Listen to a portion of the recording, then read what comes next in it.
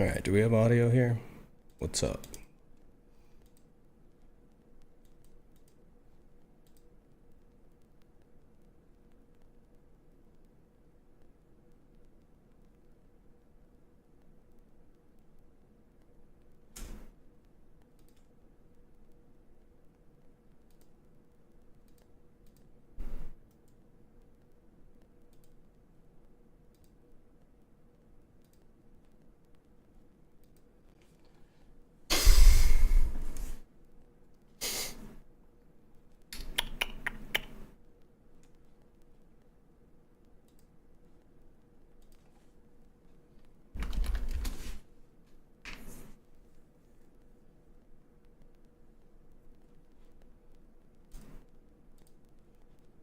What about like more AFK type?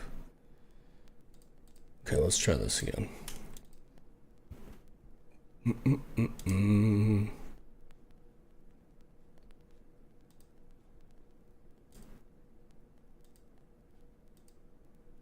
There we go.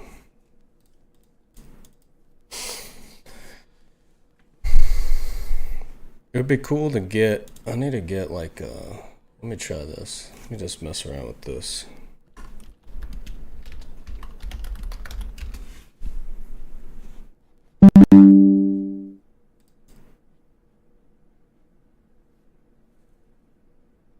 Why is it doing that?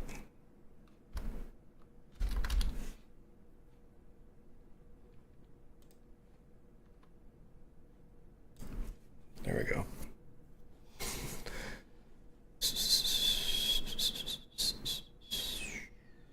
And get out of here with that.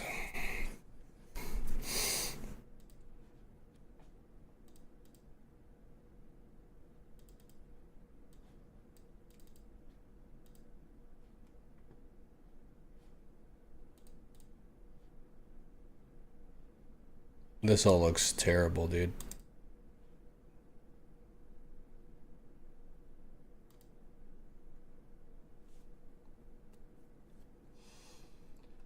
What?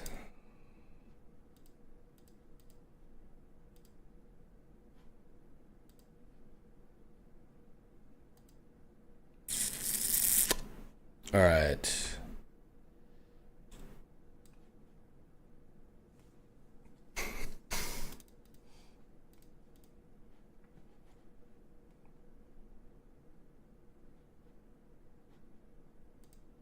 Maybe we could just mess with this while we're looking.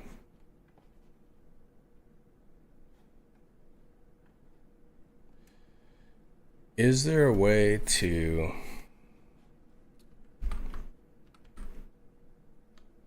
okay, there we go. I feel like I'm not getting any sound.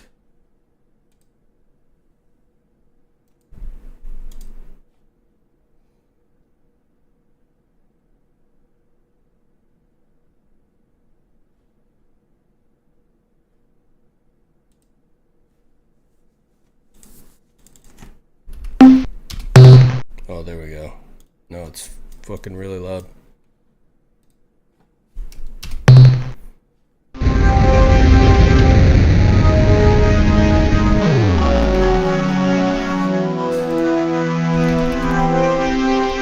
Just like the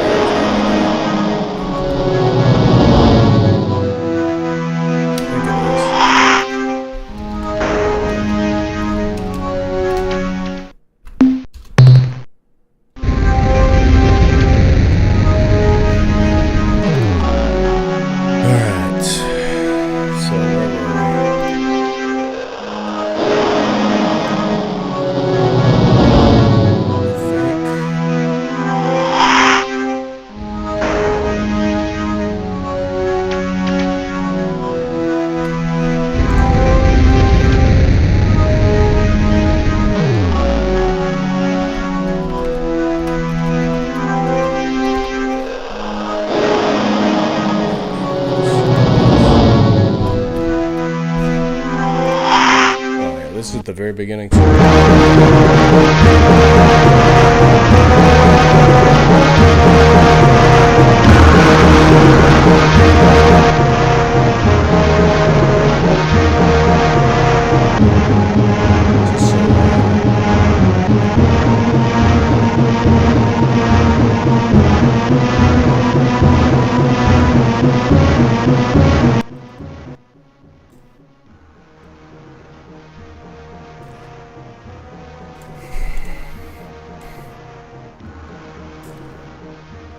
What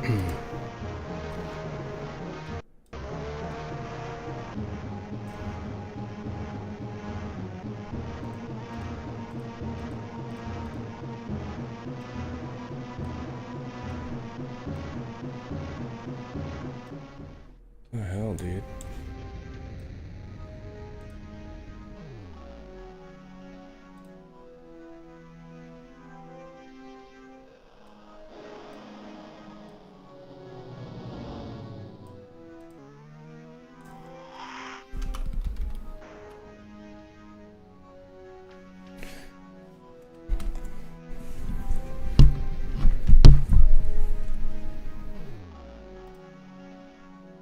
What's up?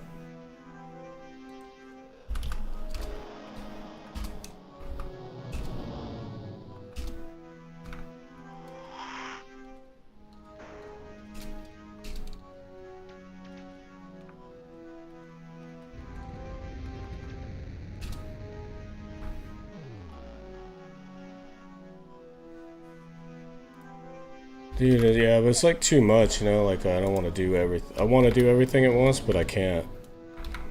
You know what I mean? But I need to, I think the first thing I need to do is, like, invite people to all these things, you know?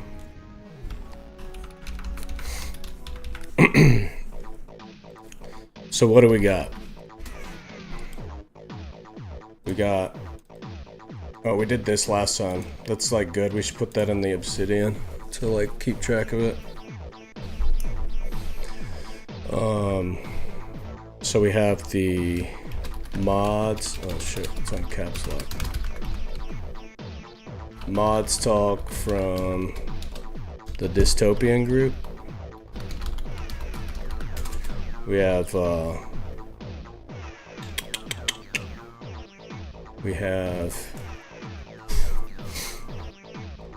book club.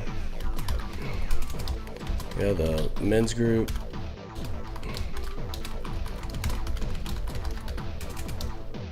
We have the Metapolitic.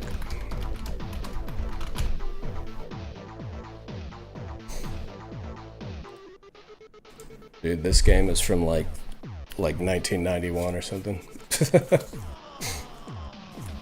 I love the lore in this game though.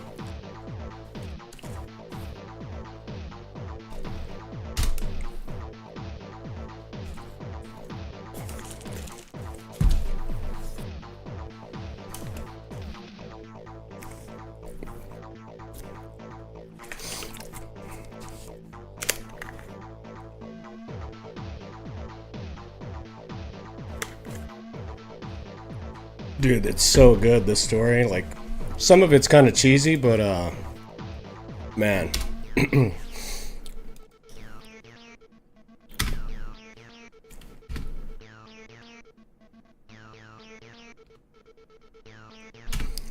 This guy's basically saying, so we, like, came back from being gone. We were stranded on some planet for... I don't know, like 30 or 40 years or some crazy shit. I don't know how old this guy is supposed to be, but I don't really. I fucking should be eating healthier, but whatever.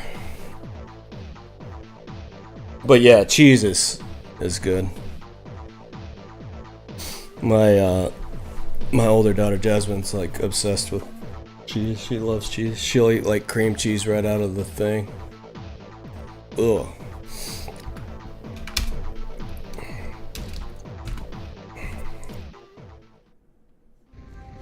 Okay. The only thing I don't like about it is like the core gameplay. Like the story, I just want to do the story part, but the core gameplay of this game is like doing this, like going around to these planets and gathering fucking elements and materials and shit.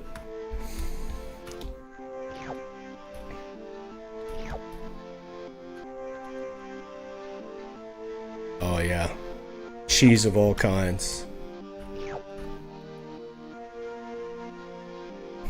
These robots. How do we... Oh shit, that was the wrong thing. I don't know how I shoot the gun. Oh, there we go.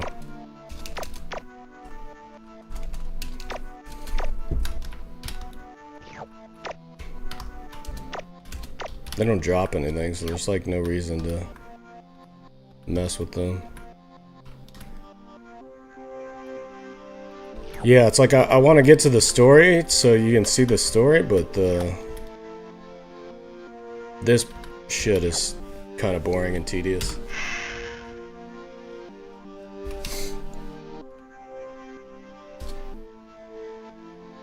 Oh shit, I don't want this. I want...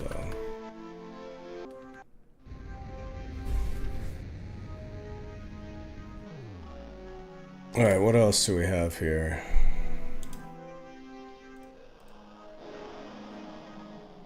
God, I got so many of these. I need to sort all this stuff out.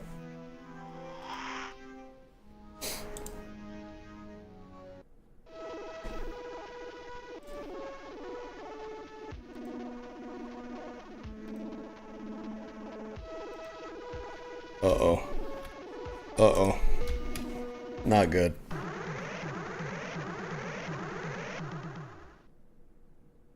Oh no, man. I think this guy just is gonna destroy like this. Yeah.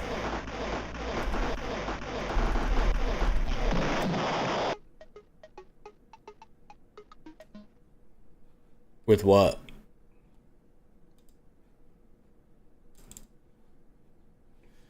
I think like what I was talking about earlier. I mean, I had some people doing that at some point, but then like for different reasons, you know, they quit. But like on the Metapolitic main page, like posting content like memes and shit, whatever. But there's a way to schedule it too, you know, like let me bring this up, show you what I'm talking about. Like specifically for Facebook and Instagram.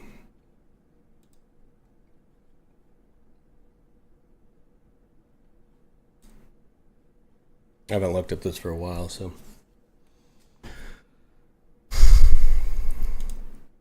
This is good to do too, like people who like your content, you can invite them. These are probably people complaining about the group, like their stuff got banned or something. Oh no, this is some spam shit.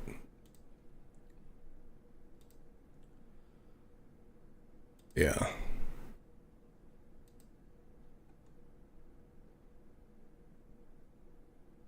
I get shit like this a lot too, like people asking for help, like asking for money or like to start a GoFundMe for them or something.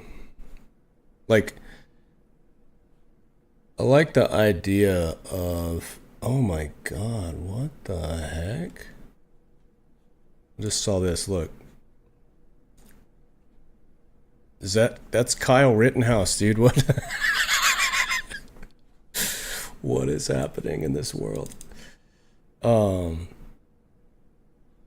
I think I wanted to download that or something. I don't remember. Anyways, so there's a way to, I mean, basically you can do it from here, but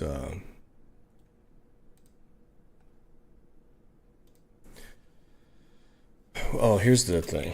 This is what I was saying about the planner.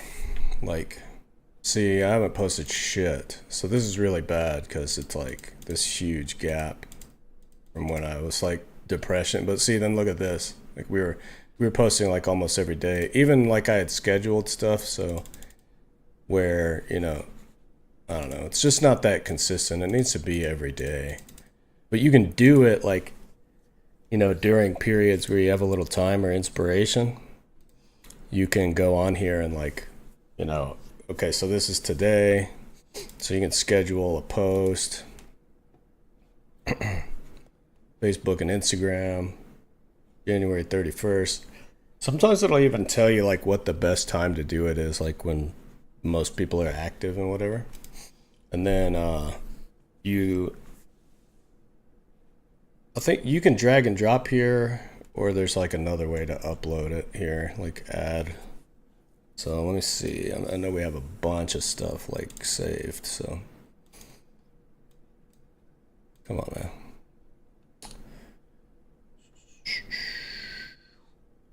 It's in downloads. I need to like sort all this shit out too. Or maybe it's, where do we put it? Documents.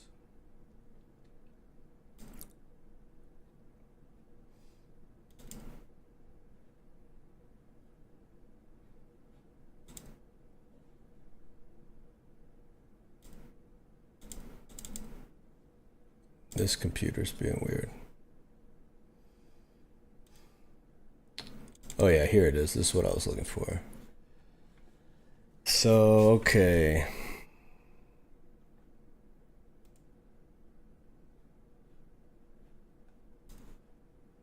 Okay, so it's OneDrive. I don't even see that on here. Personal pictures.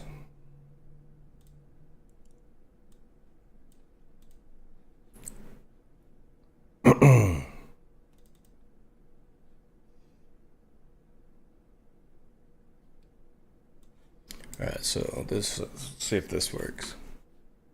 No? Maybe, I guess you can't drag and drop, you have to do it from here. Add, maybe? Oh, this is like a... Come on, dude. Whatever.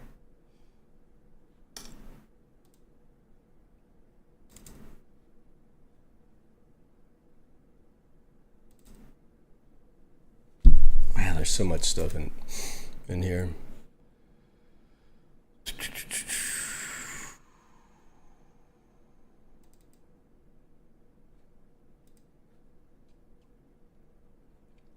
Yeah, this is like all stuff that's like unsorted out.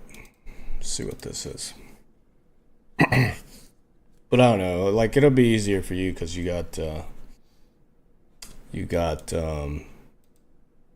you know, like your own stuff. You know where to look for it. How about this? I don't know if we uploaded this before, and if we didn't, like whatever.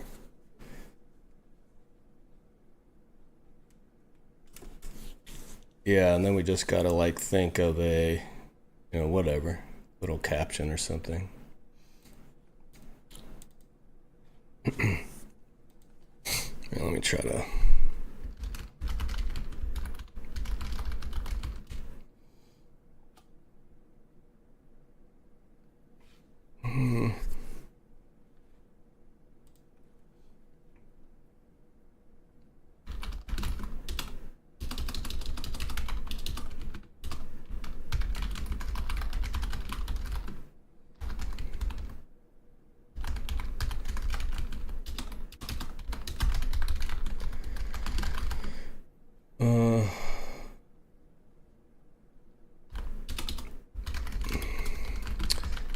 Never change things by fighting the existing reality.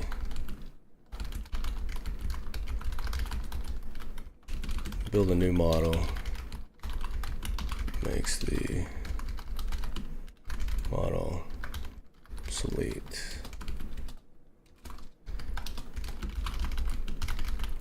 It reminds me of that Robert Pirsig quote that we use sometimes about like changing the, if you get rid of the corrupt government but don't change the way of thinking that created it, it's like gonna just be recreated by the same thought system.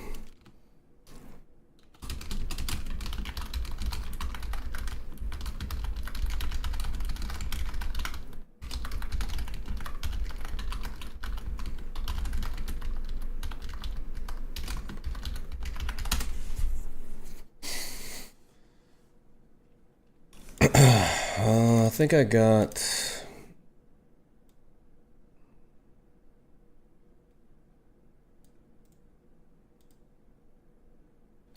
Alright, let's just say...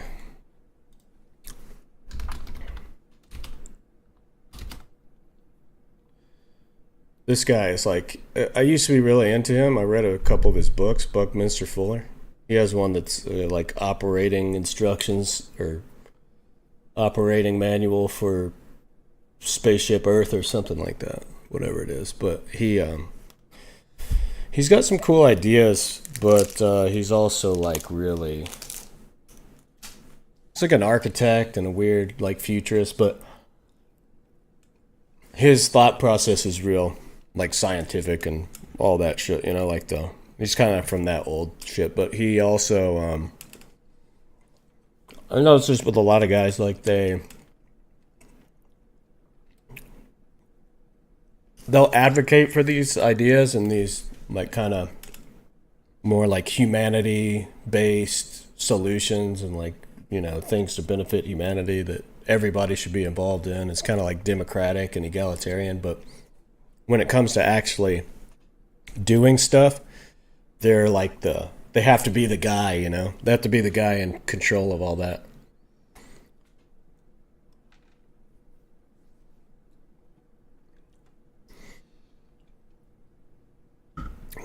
All right. So, here's what I'm going to say.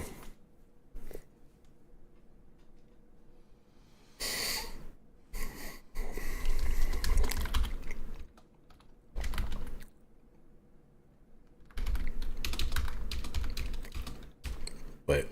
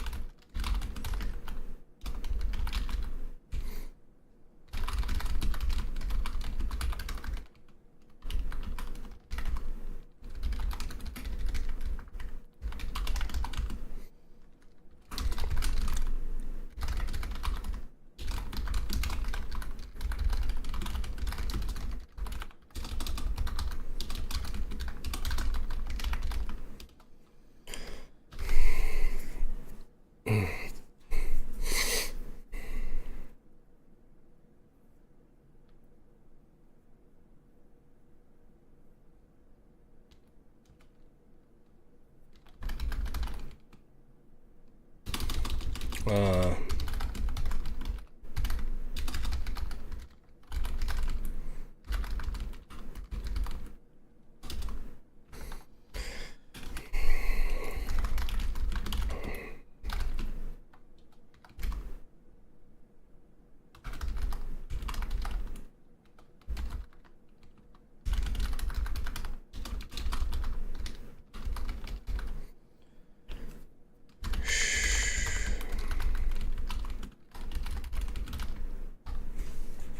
why is this? What? Why is? Oh my gosh, dude! I fucking hate grammar. Why did it double it, dude? What?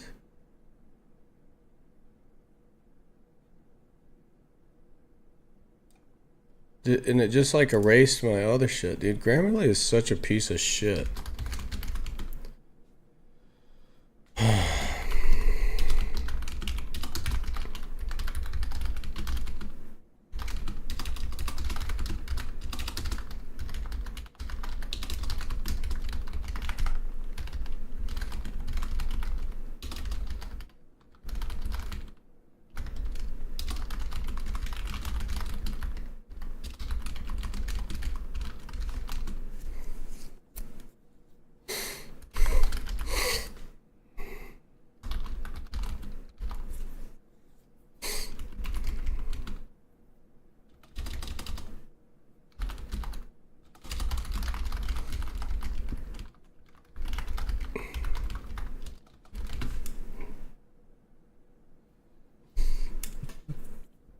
Bro.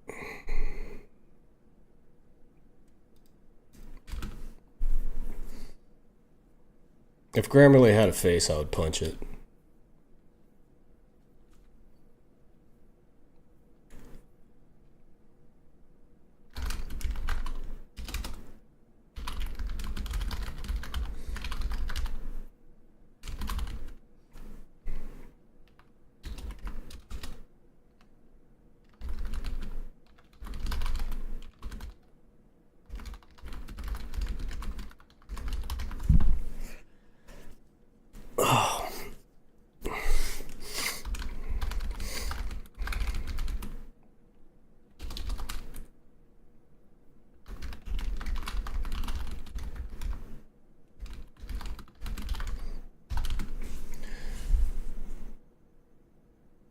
Fuck you. Oh my god, dude, it just fucking did it again. Bro, fuck off, man. Fuck you, you fucking piece of shit, dude. What the fuck?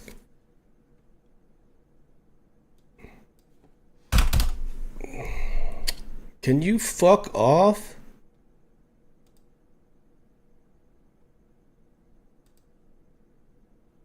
Bro, fucking piece of shit motherfucker, dude.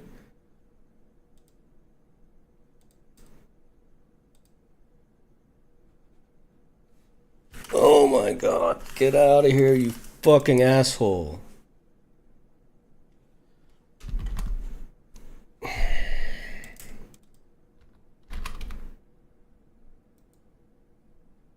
Where is it?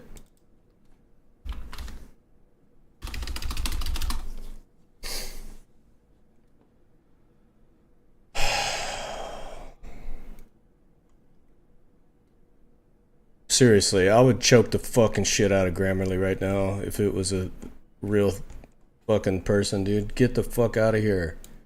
You're sabotaging me, dude. I don't even see it.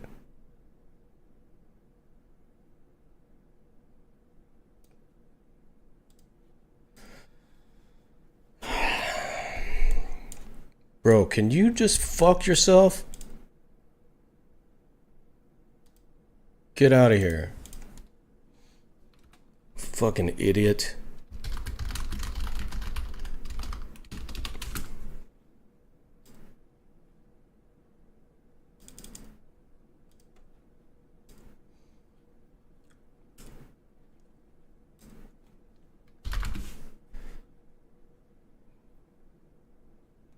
God, dude, why is Grammarly fucked, man?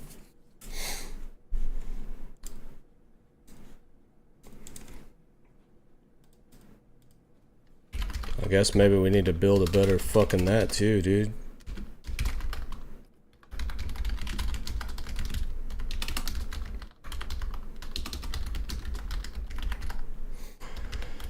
Oh shit, I forgot. You can't say all this stuff on YouTube, man. They're like really strict. You can't like curse and stuff on YouTube.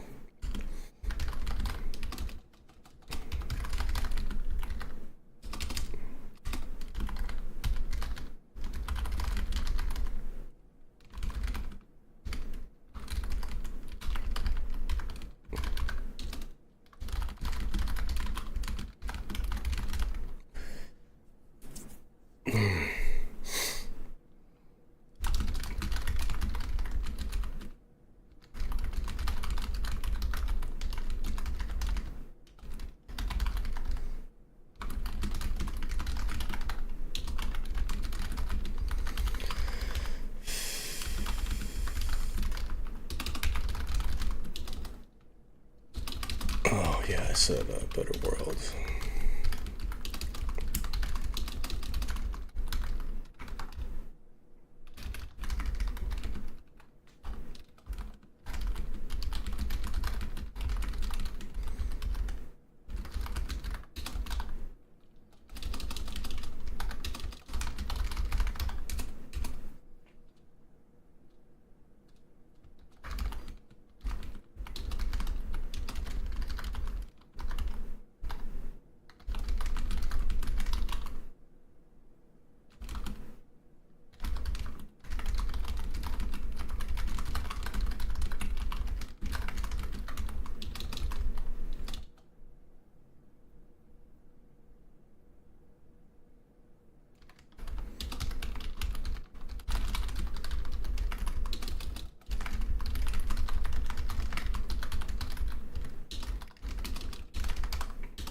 Oh my gosh.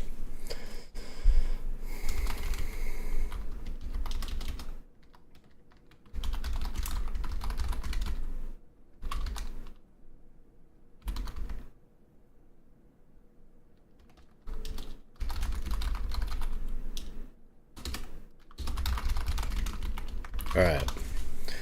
Holy fuck, that was like way longer and more painful than it needed to be. The resolution on this thing sucks.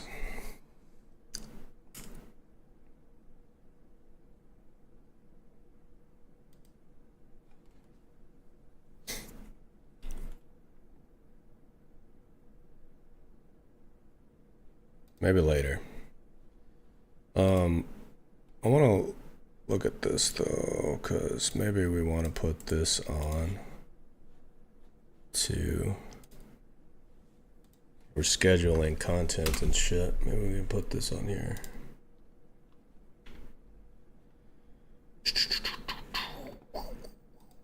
Where did we get that?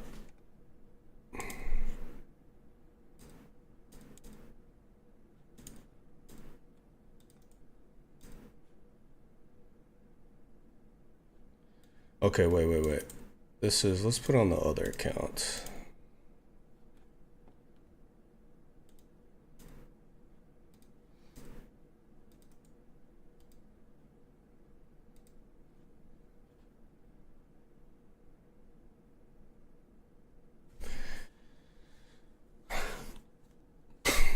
Bro, this is not true, right?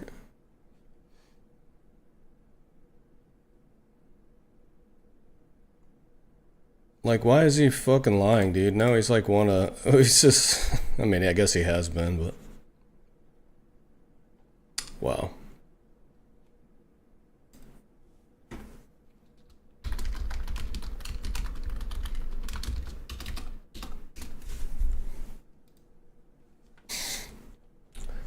Alright. I think we're fucked here, dude. Let's just get off of this, and then we can work on some of this stuff. So, I'll invite all these mods to like a mod talk.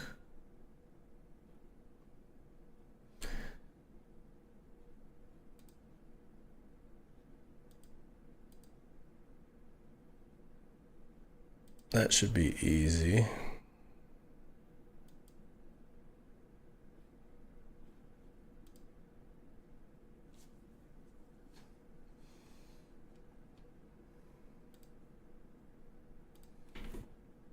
Is there like a Facebook Messenger separate app from the like web?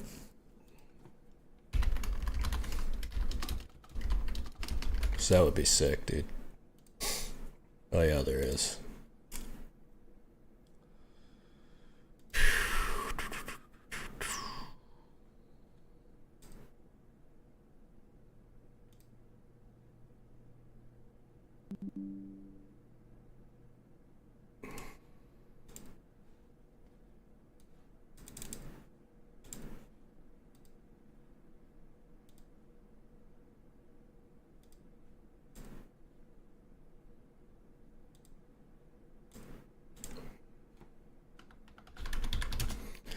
I really wish we could play some fucking music, bro. Like,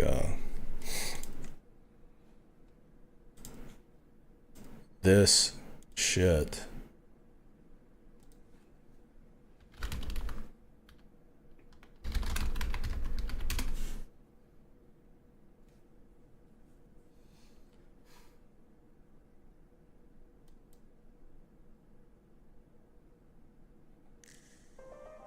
Now, let's try this. See what this is about.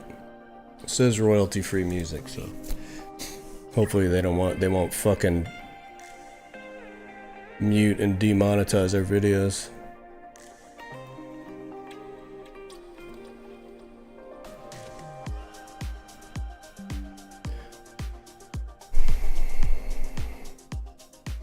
Yeah, sure, whatever.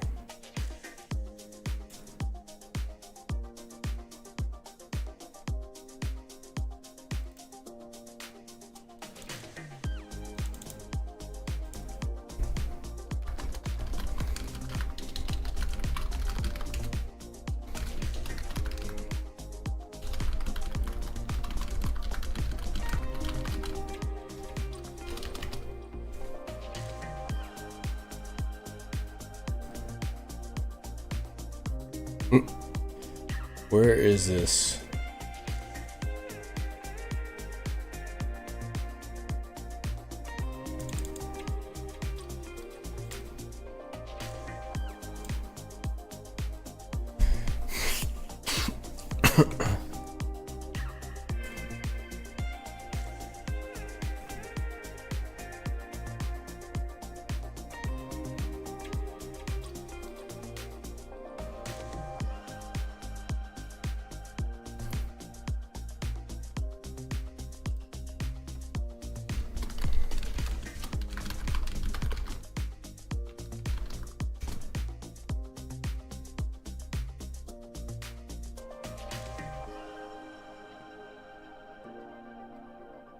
Okay, here it is. I found it finally.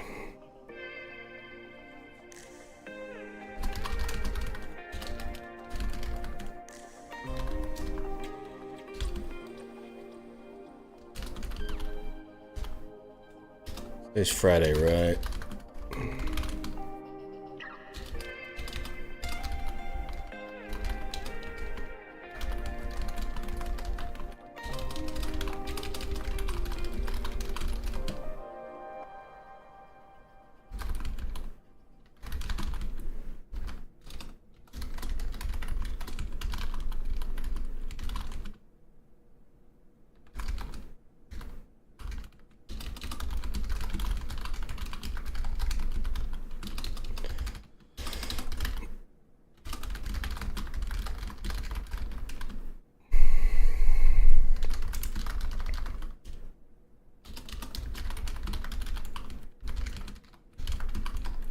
Let's do it tomorrow.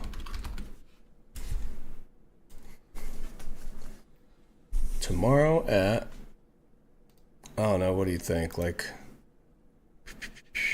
maybe around like 1.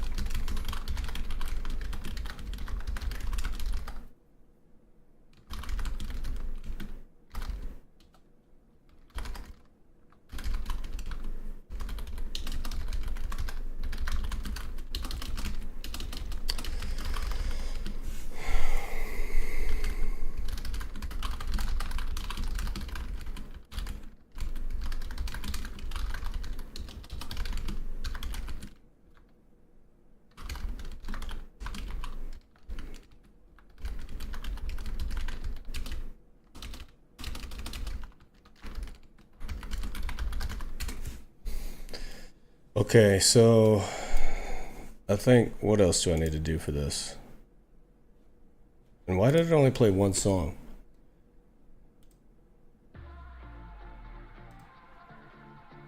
Alright, what else? What else? What else? We need...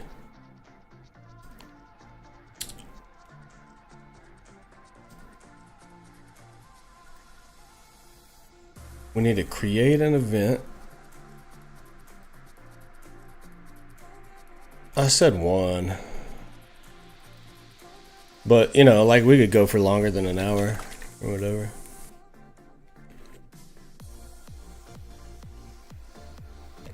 It's on your phone though, right? The AFK game? I was looking for my little, I have like a little thing that connects the phone to the, so I can stream like from the phone better. I could do it from here, like straight to Twitch, but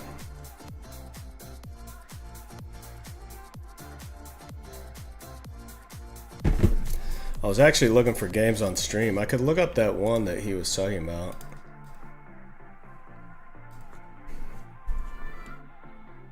What's it called? Oh yeah, this is the one he was talking about. Oh, it's free.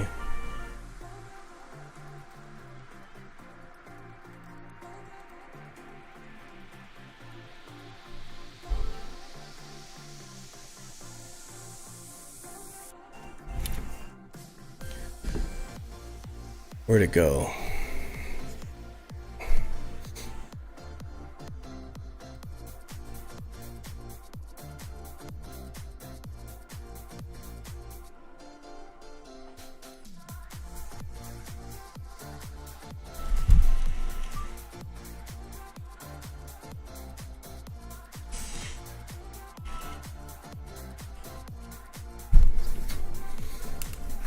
Damn, it's big though.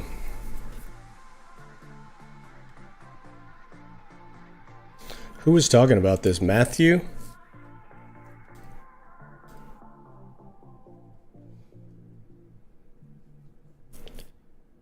Alright, so I need to make this event.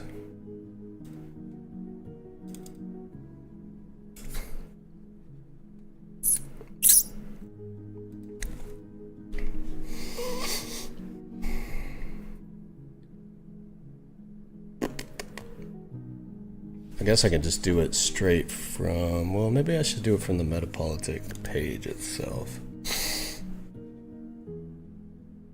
New event.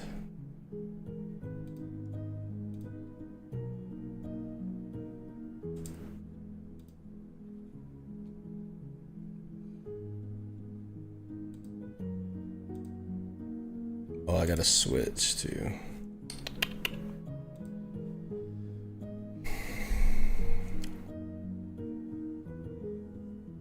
Where's it at? Where's it at, dude?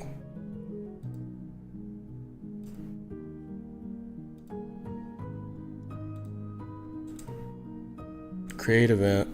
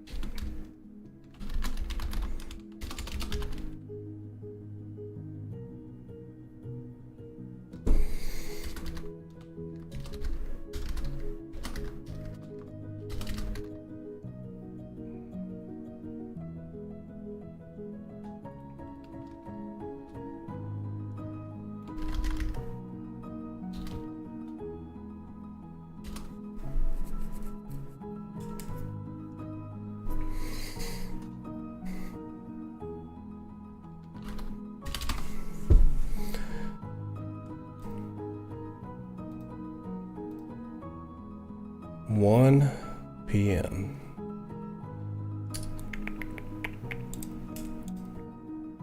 Virtual. Facebook.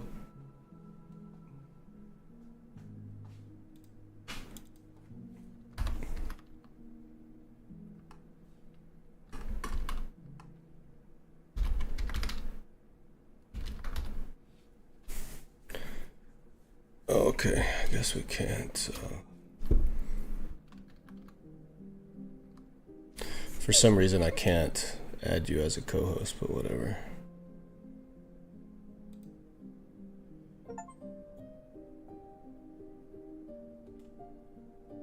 All right, cool.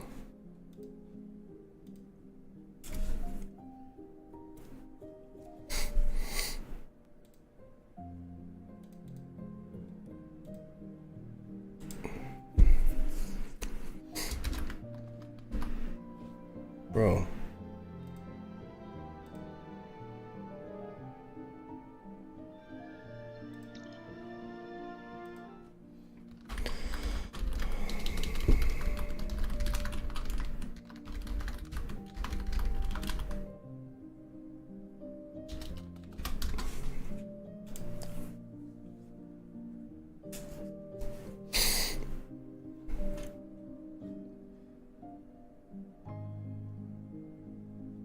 What's happening?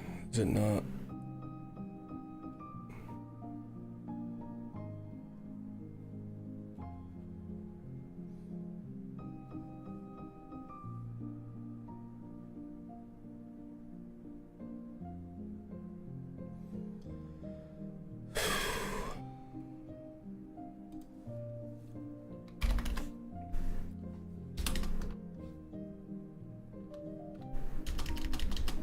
Why can't I invite you?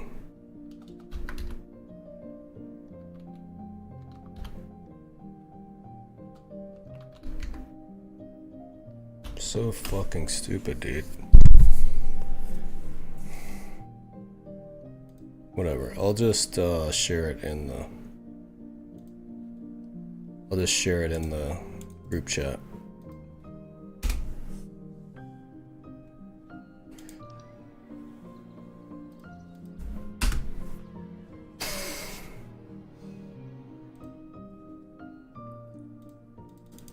Yeah, that's good. Oh, they have it on the computer also?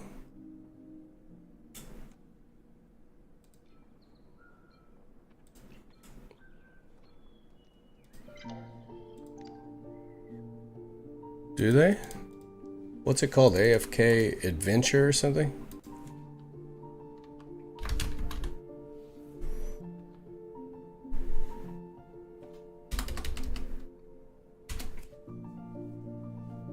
I don't see it. Why is it?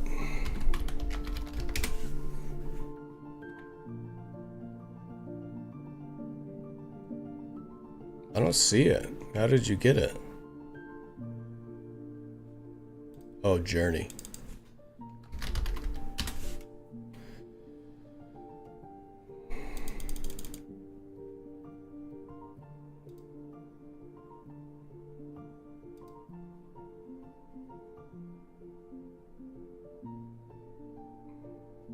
Dude, what? I don't... Wait.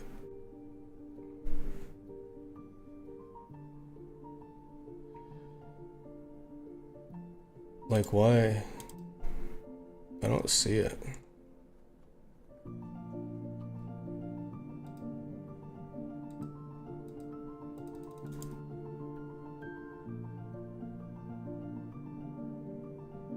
Oh, you downloaded and then like added a link to on Steam, I guess. Yeah, that makes sense. I've done that before.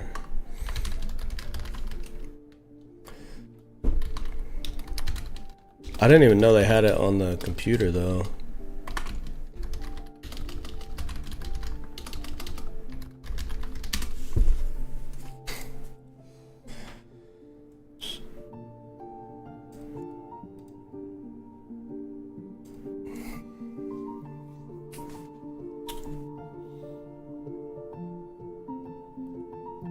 Windows.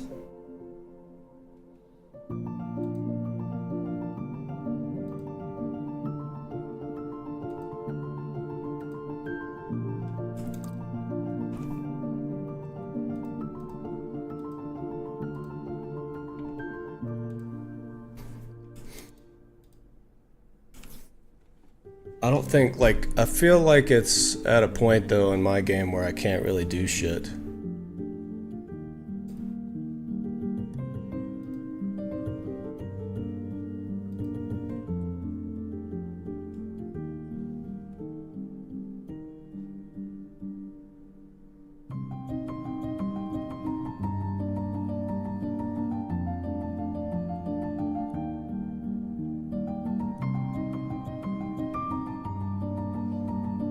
Anyways, alright, what's the next thing? We got that one.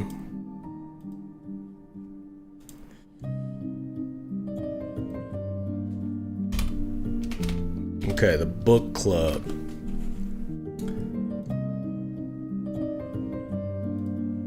Book club.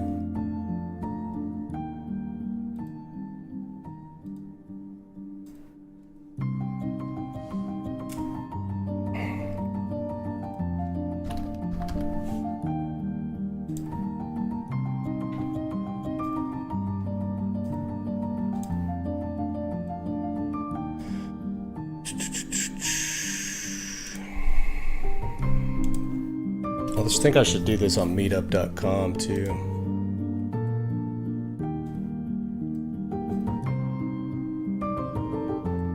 I also like need to think about what can I call this? You know, like what can we name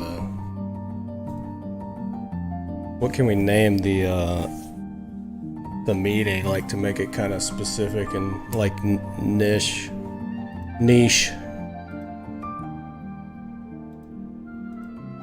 Potato. I think I need to I need to do some shit here.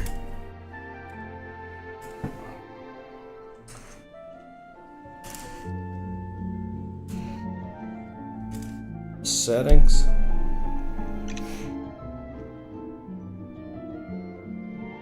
Is it in settings?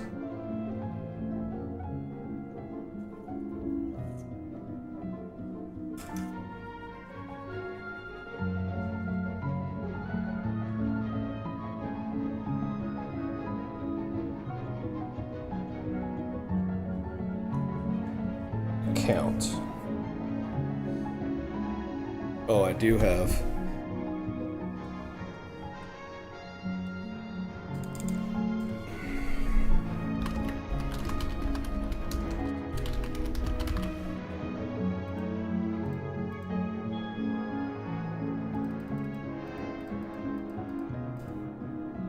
What is happening, bro?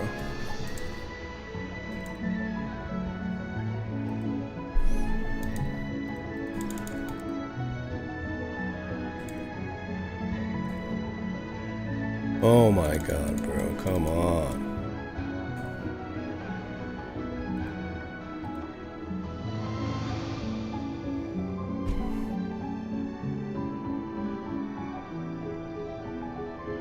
Why does shit suck?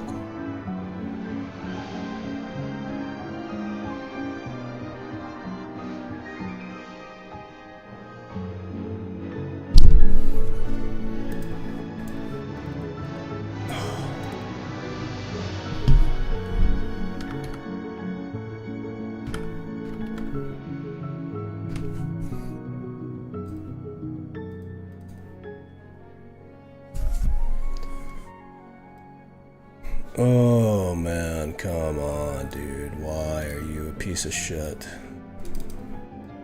What? What the fuck?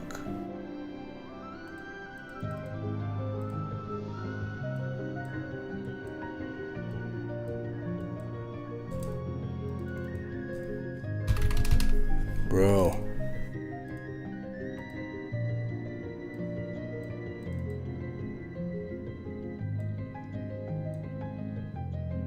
Holy hell, dude.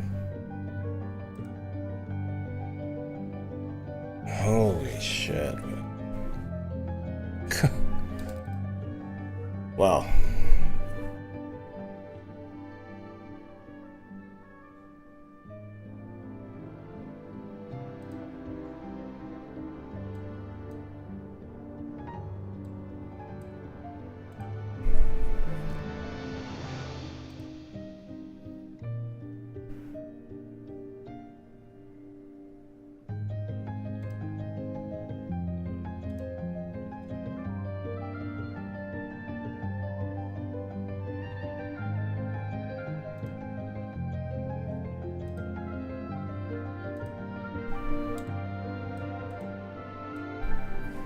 Okay, what can we call it? Because I've been trying to work off of that that book, the Art of Gathering.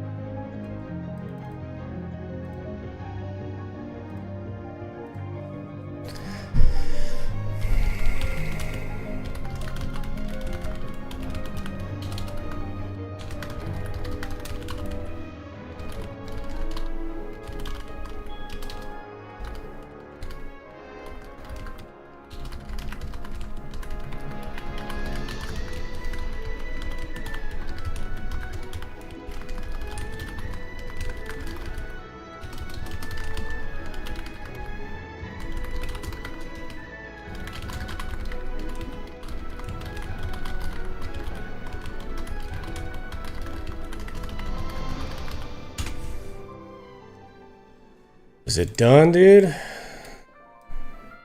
Oh my gosh.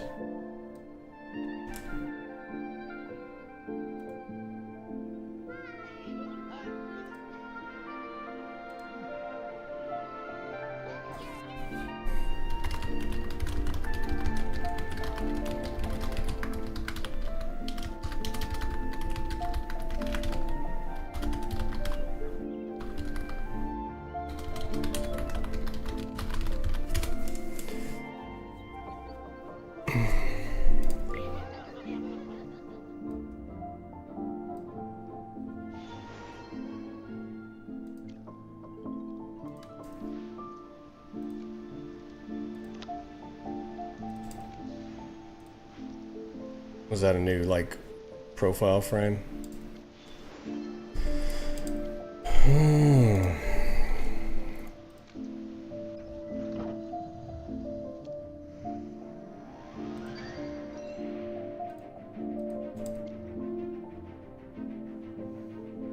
What can I do?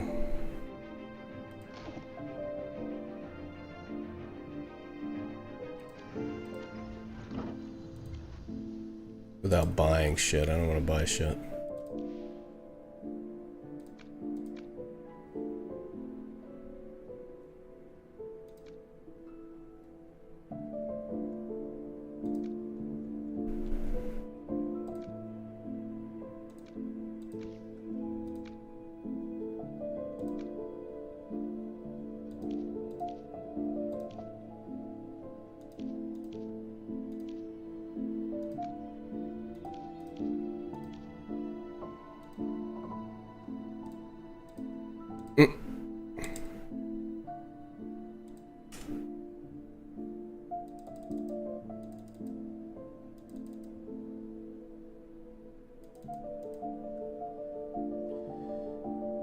The gold Kirby? Oh yeah, I see it. I don't know, like...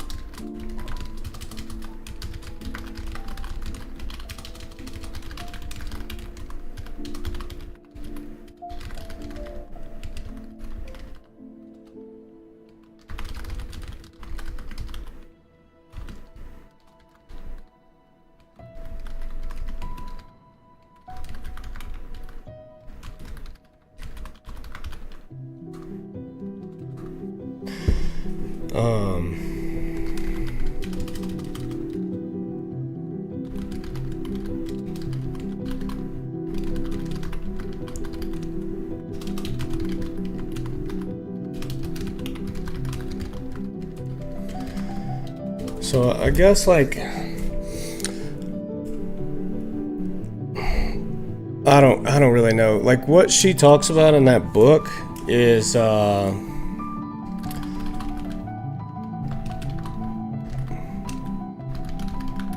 I'm just like trying to write something about it, like a description or something. But she basically says that like your gathering has to have a purpose, right? And the purpose has to be like specific, but not like, it doesn't have to be super specific necessarily, but it needs to have like a solid enough purpose to where it's gonna kind of guide you in the decision-making process. You know, it can't just be like, for instance, it can't just be like a group about love or a group about fun or something. It's like, basically it can't appeal to every single person, or it can't try to like please every single person. It's like it needs to be specific, and we gotta be like selected about who we invite and how we shape it, or else it's like not gonna be very memorable. You know what I mean? There's like lots of events that are like just so general that they appeal to pretty much everybody, but they're not like, you know, things that are really meaningful or like life-changing or stand out in people's minds or whatever. And like, maybe it's kind of silly to think about that for like one book club meeting or for like one dinner party or something, but you know, I think what she's saying is that maybe it should be thought of with like that kind of intention, because you know, like, otherwise your gathering is gonna kind of suck. Basically.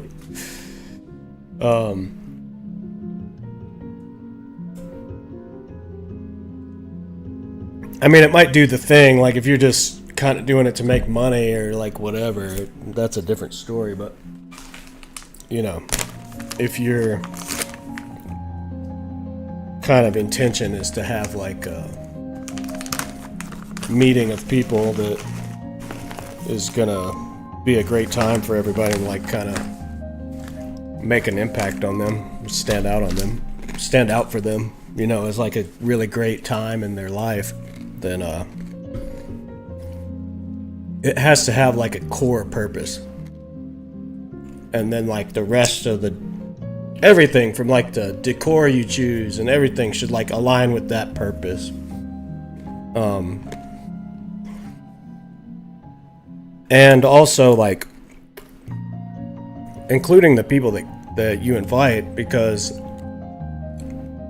the people that you invite, they shape the experience for everybody else just as much as, you know, whatever like speech you put together or, you know, whatever like decor you picked out or whatever. I mean, probably even more so. So the purpose should help. But there's a part in there where she does talk about, and that's why I said niche, because it's kind of like she references the meetup.com people and says that the meetup founders say that the groups like that are more specific have better turnouts at their events and more like loyal membership and that kind of stuff. So like the example she gives in the book is like you know, like single LGBT hikers with dogs or with pets or whatever. With dogs would do even better, you know, like, but would do better probably like statistically in their world than just like LGBT single hikers or whatever.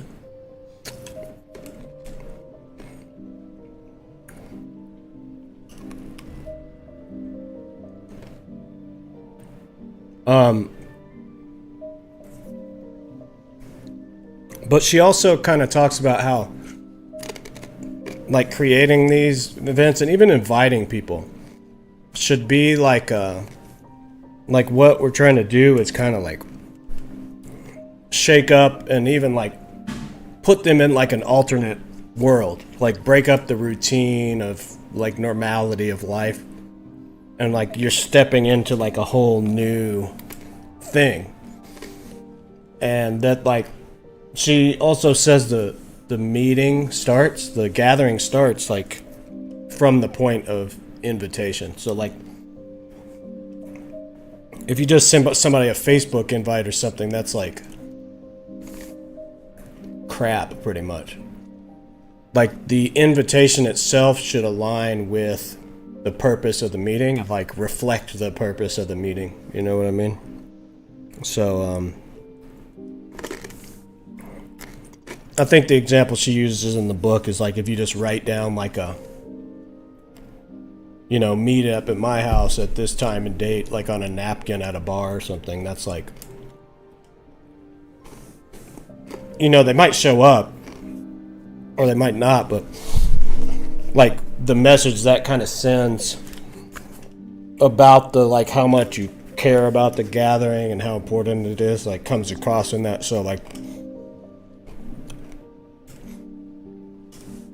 even if it's somebody who really likes you and you had a good conversation, like that might weigh into it, but the,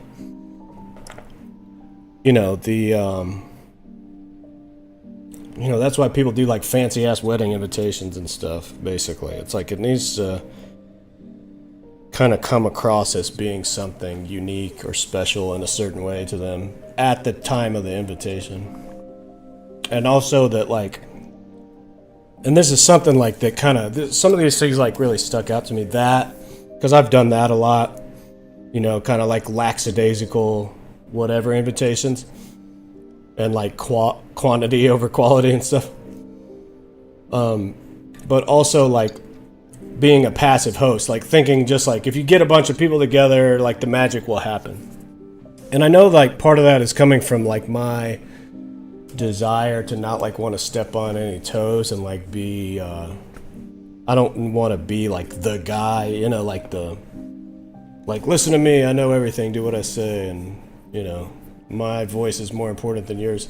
But I don't think those things necessarily have to like go together. Like she basically talks about don't be like passive as a host, like be kind of like bold and like, you know, creating the environment and the space and like shaping the conversations and all that stuff, and like maintaining, really like protecting the purpose and maintaining the purpose of the gathering. So, and then also kind of like the whole, I guess the mirroring thing ties into it, you know, like if you're like low energy and don't give a fuck, then like that people just naturally mirror that too. So it's like being a chill, like cool, like people pleaser host, just trying to like take care of it and run around and like, you know, do that thing that a lot of us do, you know, just to make everybody happy and like whatever. It's like it seems like being a good host, but basically it's like people need structure and like leadership to feel like they're truly involved in something.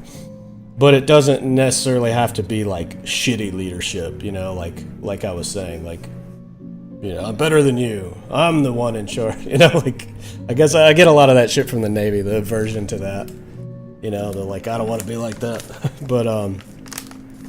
But there's a way to do it well, you know. This is the whole Cincinnatus thing.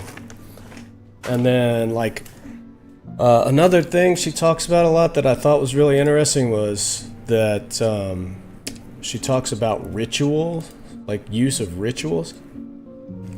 And it's kind of like the way I kind of get what she's talking about is like developing norms, kind of like group norms. You know, like the way you interact with each other. Maybe you have like certain lingo you use, or special little, you know, things people do, like saying grace or something before dinner or whatever, you know, like little things that you guys do as a group. And I would like to develop those things like in tandem with people, but it might be good to have some kind of in place, you know, prior.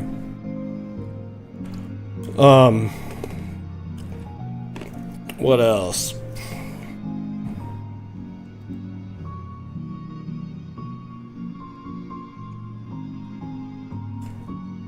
I don't know. That's pretty much it. But like, as far as like creating this group invite, I kind of want to implement some of those things and like keep it in mind.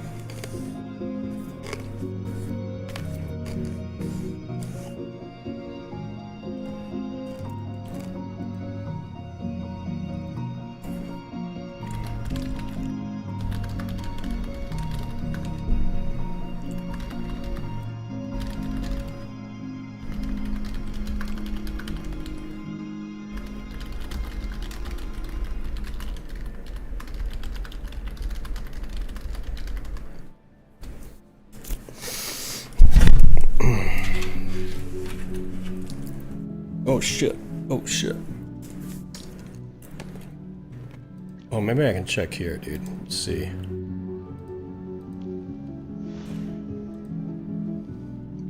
See if I can buy anything from this fucking big boy.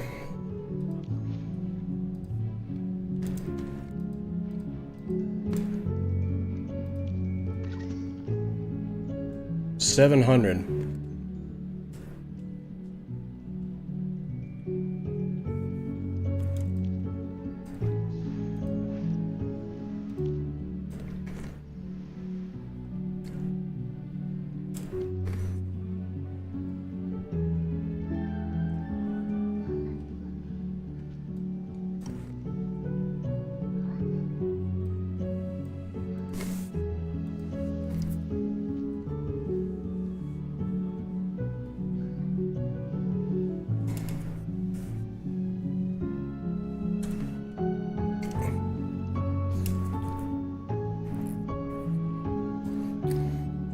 You know, like, because, like, the words are important, right? So it's like, oh, it's the book club, So, like, the words are important, like, because even like the phrase book club is like, to me, is kind of like, I mean, I don't think it's a bad title, but it's like book club seems kind of like super general, and like, you know, it's like, whoa, another book club, you know what I mean? Like, so that's what I'm thinking about, like what to actually call it, basically, and what to call the meeting, like to have a good name for the meeting that kind of reflects the purpose of the meeting.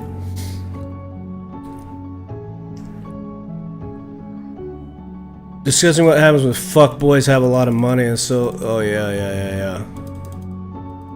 I mean, we could start a group for that. But okay, I guess like the purpose is,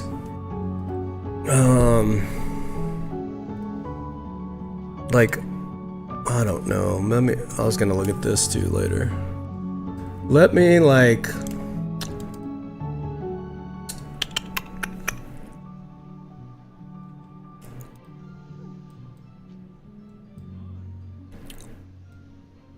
So many comments on there, huh?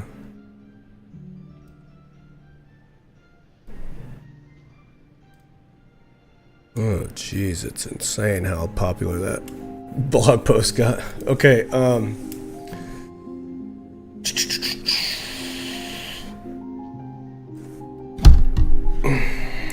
how can we, like, clearly define the purpose?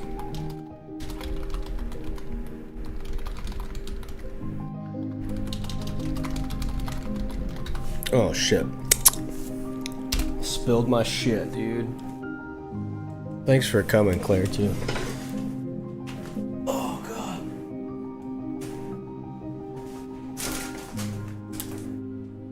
Let me get this hoodie. Oh. Hold on, I need to, like... I need to get something.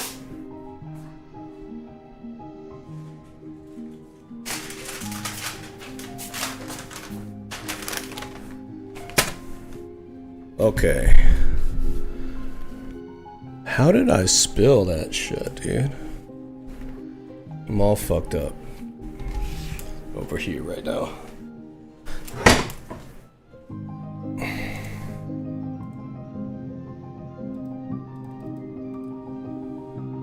Okay, so I wrote down something my brother was like grilling me before about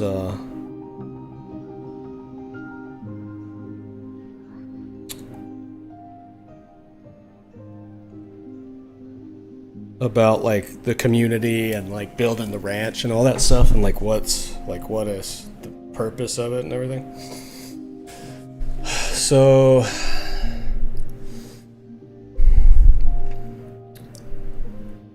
this is kind of what he eventually was satisfied-ish with. So we're creating a community of people who are engaging in mutual inquiry and open dialogue in the spirit of transcending our current polarized, combative, dichotomous worldview, and building tribes that make the best of the old while bringing about something new together. So, like, I guess that's kind of more the core of the whole thing. I mean, I feel like it's even more than that, but it's kind of difficult to pin down in one, like, concise statement. But anyways, so a lot of the things that we always talk about in like the Metapolitic and the discussion spaces in general is the Socratic dialogue principle, like the mutual inquiry thing. The notes on dialogue is like something we read at the first book club, and maybe we should read that. Like that should be one of our rituals, is we read that every once in a while. But really, it's like, I kind of hope that it evolves into some kind of like think tank type of thing, or like philosophy, like advancement group. But it's all about like, I mean, reading books, obviously, but we're like, we're not just reading them, we're like critically engaging with them and questioning like the assumptions that people are making in the books, like drawing connections between them, exploring the implications of them, and like the, even with like fiction and stuff, like where are they drawing stuff from, and like what are they referencing, you know, and like is this a trope that gets played out in like other stories a lot, you know, and how does that relate to different philosophical concepts or like archetypal human storytelling. So, you know, like Joseph Campbell, like that kind of shit is the stuff I want to talk about in the group, and what the group is about, you know, and like the kind of people I'm trying to draw into the group. And to do it in like an intentional way, like an engaging way, a structured way that is like conducive to those kind of conversations and connections. And like basically when you enter into that space, like, you know, that's what you're going there to do, and you're like excited about it, and you're, you know, like there's something really cool in this book called The Analects, which is a Confucius, but I really don't like Confucius that much. He's kind of like a conservative shithead, but he like his overall philosophy, there's like good things in there, but it's really like patriarchal, and like you know, there's just certain things that, you know, that kind of rubbed me the wrong way about it. But he talks a lot about rituals in there. Like this whole book is about rituals. It's like, it's not even really like a philosophy book. If you read it, it's like it's kind of hard to read, because it's just like he's talking about ways to like and he doesn't really explain why. He just says like, when a guest comes over to your house, like you do this, you lay out the like places to sit, the rugs and the mats, and like you arrange things like this, and you like do it in these certain ways. Like you start with this corner, and then you go to this corner and this corner. Like he gets really in detail about like exactly how to carry out these rituals. And he says basically, he's kind of saying that like society gets fucked up by deviating from these things. But a thought that I had about it is that, and I kind of feel like she's saying the same thing with like creating spaces intentionally like this, is that like when okay, so we're just kind of like bouncing all around, and it's kind of chaotic, and we're all over the place every day, and we're like these balls of emotional energy, and we kind of ping pong into each other, and we affect each other in certain ways and different things. You know, you hear about something and it like has this effect on you, and then, you know, if you're, you know, like going home to read or to write or to make music or do whatever, and you're not really like in the mood for it, like that's what these rituals are doing. They're kind of like pressing a reset button. So it's like the changing the environment, or like even performing this ritual yourself is kind of like resetting your emotional state so that you can like be in the space for this or whatever. Anyways, yeah, exactly, yeah.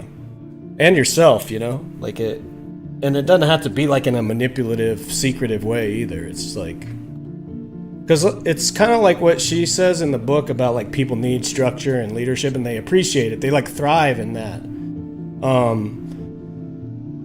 You know, it's like,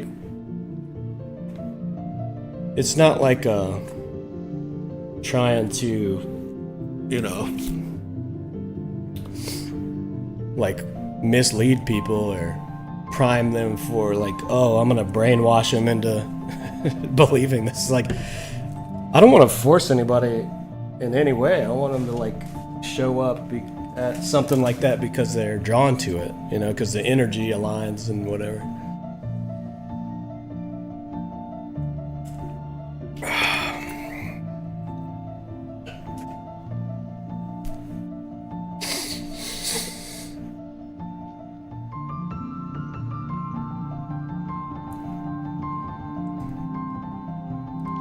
What is this, dude? It's saying I got rewards.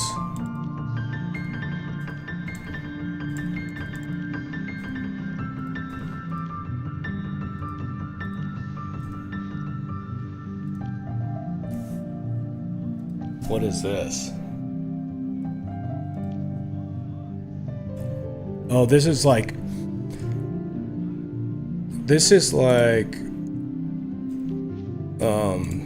It's just like cosmetics, right? I don't even know where you get these things.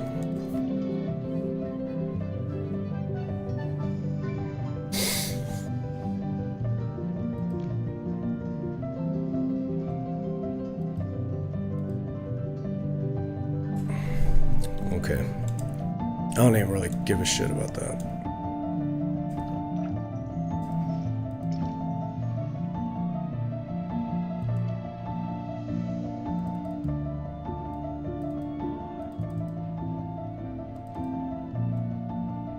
That's sort of if what I think an opening philosophical question about humanity and human behavior could do. It might be. Oh yes, that's a good idea. Yeah, like how, like, to. I mean, maybe in the invitation. Is that what you're saying? Like asking. That's actually a good idea. Like, to come to the club, like, you know, with an answer to this question or something, or like thoughts on this question.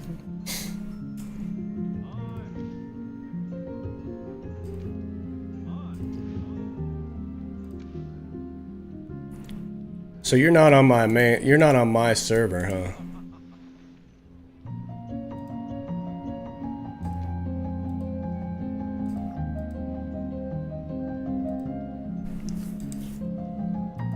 I guess this game fills up quick with all that advertising.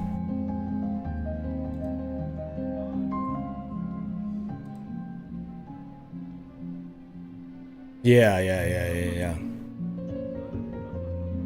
Alright, so how about this then? Let's do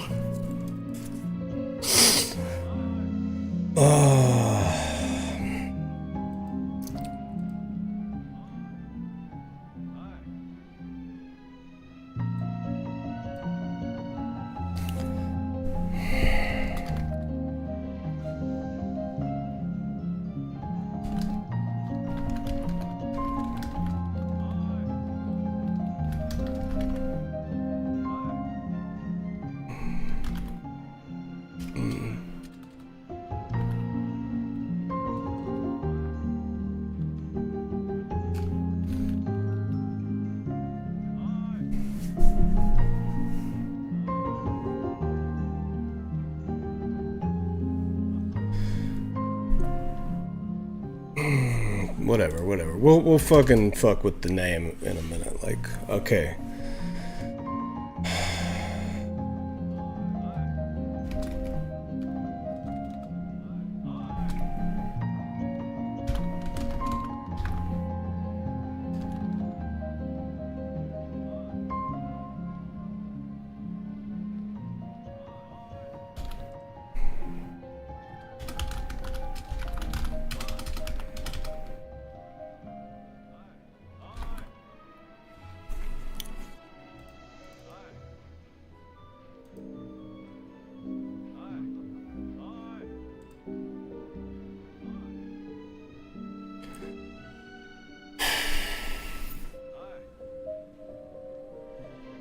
What kind of evening?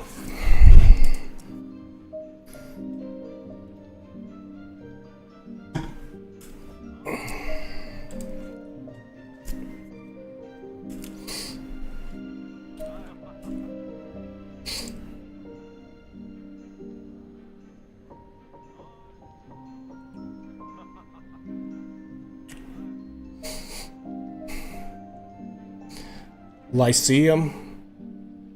It's like a school, right? It was like a school in ancient Greece. It's like one of those philosophy centers, yeah. I can't remember whose it was, though.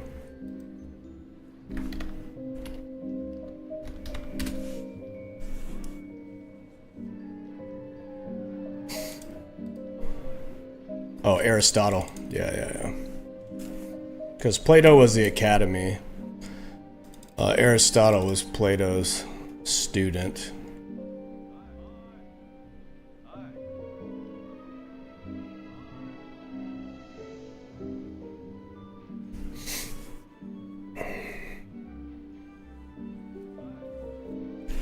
It's probably why I didn't know, because my Aristotle's like my... Aristotle like rubs me the wrong way a lot too.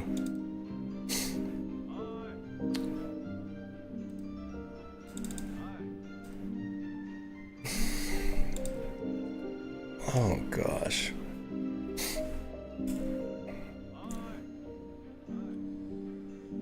Okay.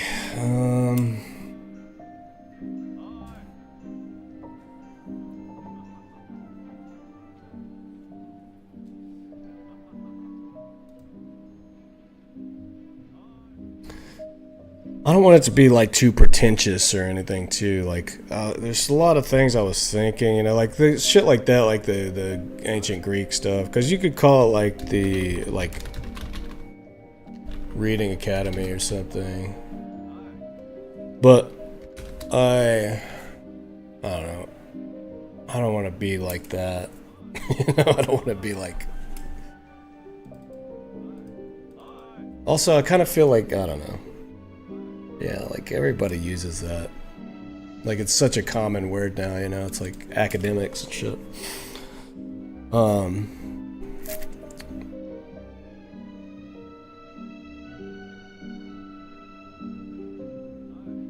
Whatever. I mean, we have the... Where's it at?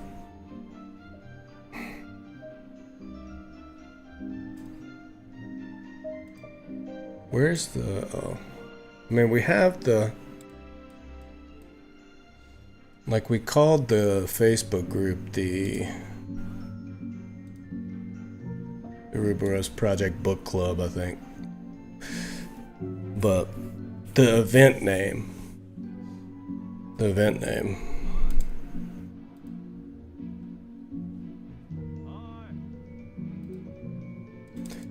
You know, because like book club is kind of like real pedestrian, and those kind of things like academy, salon, lyceum, like that stuff's a little like kind of highbrow.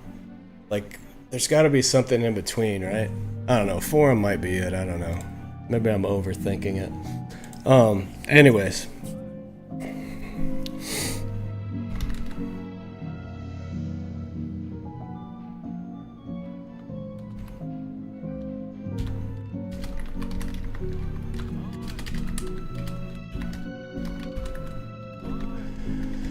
Wait. So...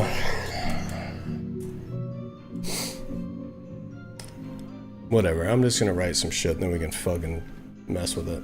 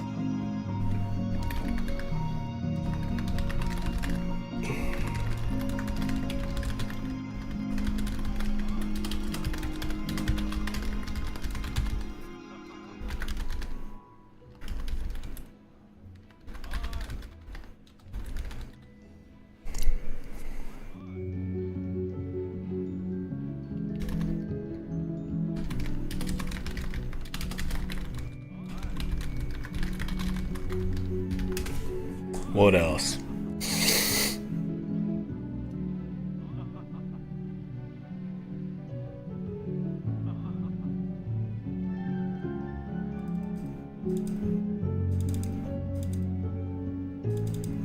Oh, that reminds me what you just said. We still gotta do that. We gotta do a stream with this.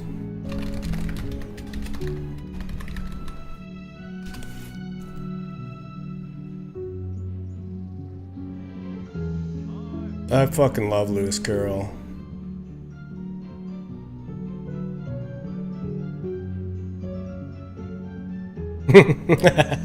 Yeah, that's cool. That's a good play on words that we could put to use somehow. Wait, maybe this is a PDF. Maybe we just Google PDF. I think I have it saved somewhere, actually, maybe. I might have this, like, on my computer somewhere. I have so much shit, dude. I gotta fucking sort out. I need help, y'all. Is this it?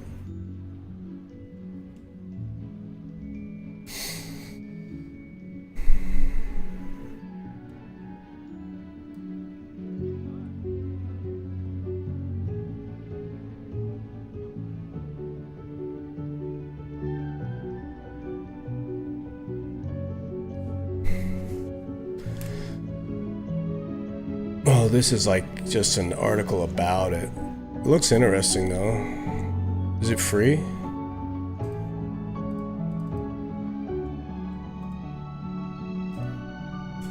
No.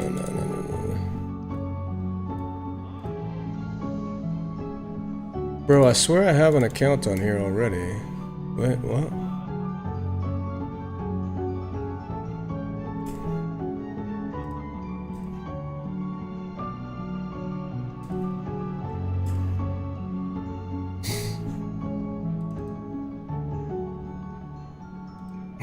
This must be it.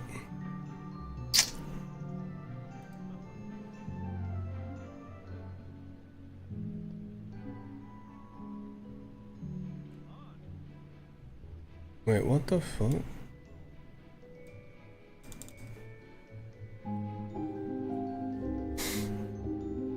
This is like a this is like a different version of it. Somebody else made their own version of it.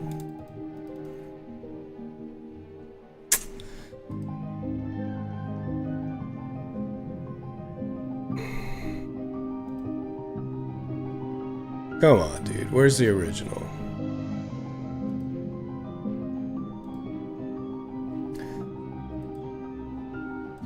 Let me see if I have it in my documents.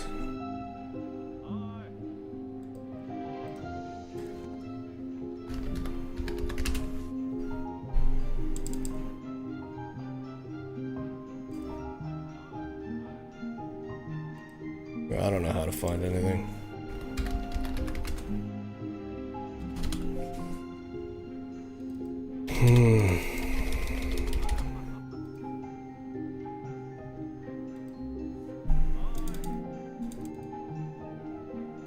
Fuck off.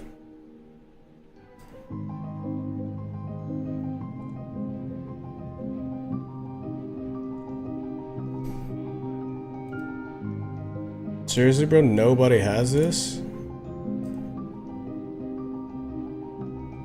Okay, here's like a version of here's like a legit version of it. This is pretty short.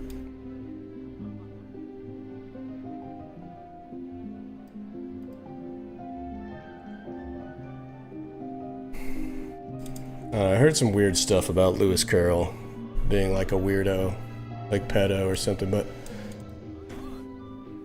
you know, come on, Alice in Wonderland and the Jabberwock.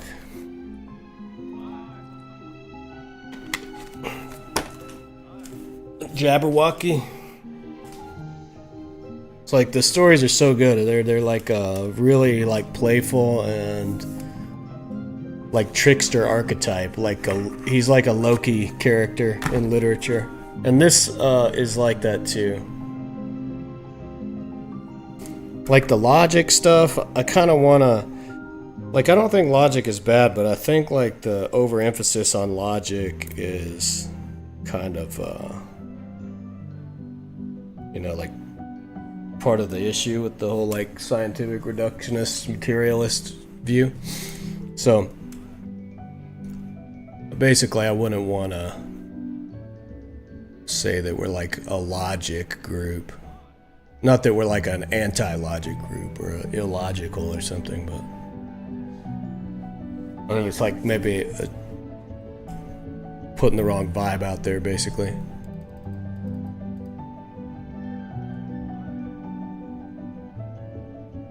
I mean, we could read this right now if you guys want. It's kind of silly, dude. It's really silly.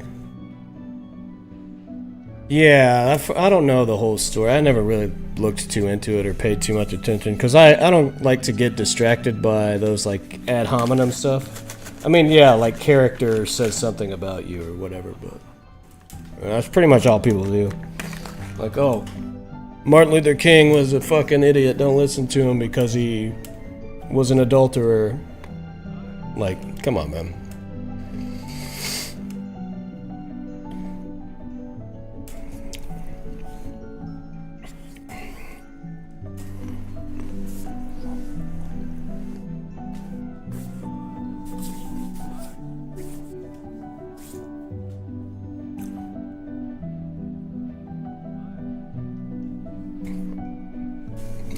Reading and orgies. We could do orgies. I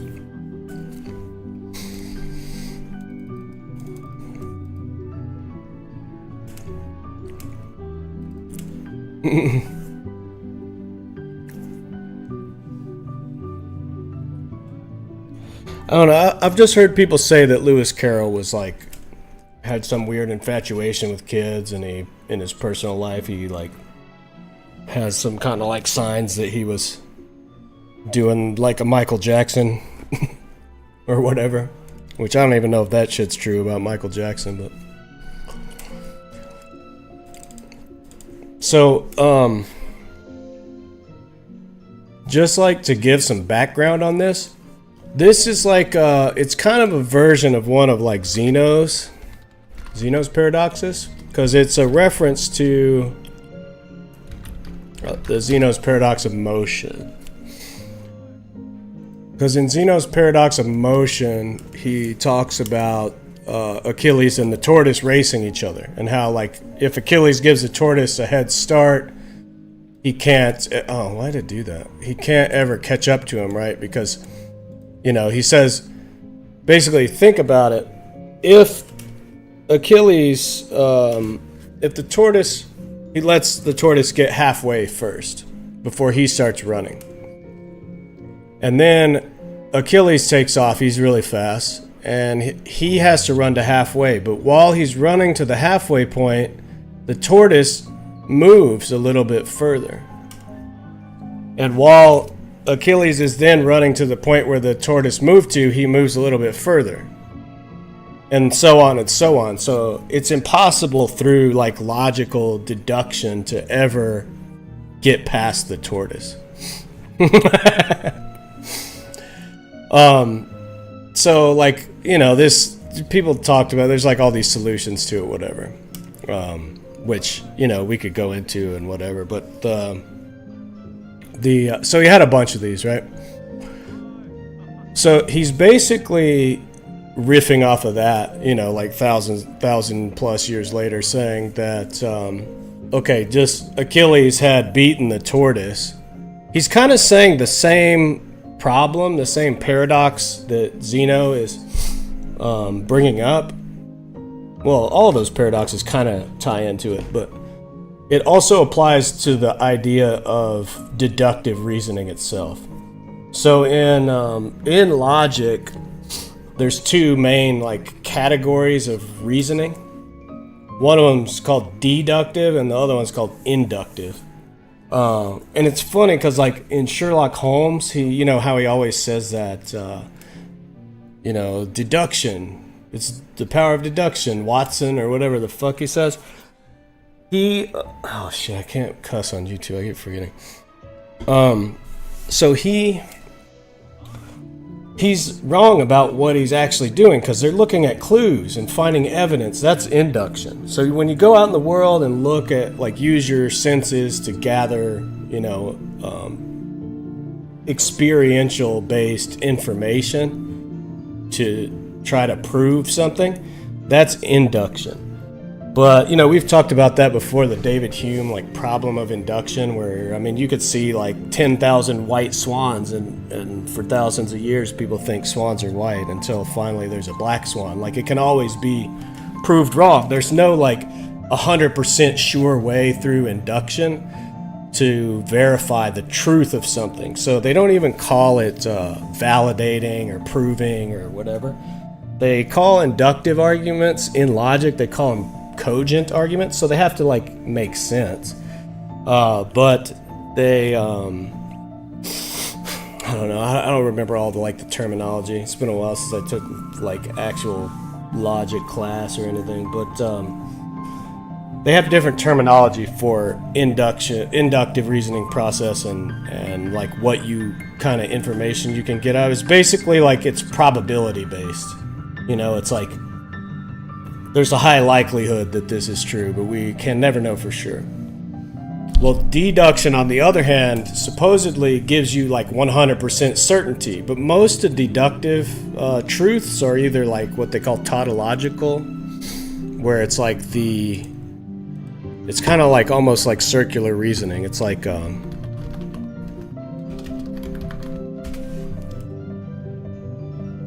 needless repetition of the same words in the same sets of different words, like redundancy.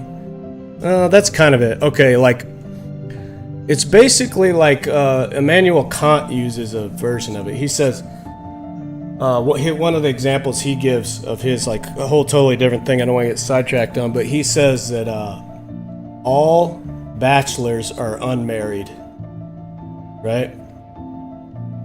So, like, yeah, no fucking shit, that's what a bachelor is. Like, that's stupid. That's what a tautology is. It's like kind of what they're saying here, like the same concept in different words for the most part. So it's not really like giving you any new information necessarily. I think Kant like makes a whole argument that it can in some cases, but that's besides the point. But the most classic form of deductive argument is syllogistic. This is also from Aristotle, really. He like formalized this. And this is like the most common example. All men are mortal. Socrates is a man, therefore Socrates is mortal. So the format of this is like this. This is proposition A, proposition B, and the conclusion. So the format is, if proposition A and B are both true, then C has to be true. All right, so that's what Lewis Carroll is doing here in this story. And so he's using that format of deductive reasoning that gives you 100% certainty that something's true to like make fun of logic and, the whole concept. Because, and we can like skip over a little bit of this, but basically Achilles won the race against the tortoise, which is like a joke about the reference to the Zeno's paradox. And the tortoise says, so you got to the end of our race course, even though it does consist of an infinite series of distances. I thought some wiseacre or other had proved that it couldn't be done. It can be done, said Achilles. It has been done. You see, the distances were constantly diminishing, and so they go into like kind of the arguments that people make about this and whatever. But then the tortoise says, but if they had been constantly increasing, the tortoise interrupted, how then? Then I shouldn't be here, Achilles modestly replied, and you would have got several times around the world by now. You flatter me, said the tortoise, for you are very heavy weight, and no mistake. because he's sitting on him, whatever. He sat down on the tortoise's back. Well, would you like to hear of a race course that most people fancy that they can get to in the end of 2 or 3 steps, while it really consists of an infinite number of distances, each one longer than the previous? Very much indeed, said the Grecian warrior as he withdrew his helmet. Few Grecian warriors possessed pockets in those days. An enormous notebook and pencil. He pulled out of his helmet. So proceed and speak slowly, please. Shorthand isn't invented yet. That beautiful first proposition of Euclid, the tortoise murmured dreamily. You admire Euclid.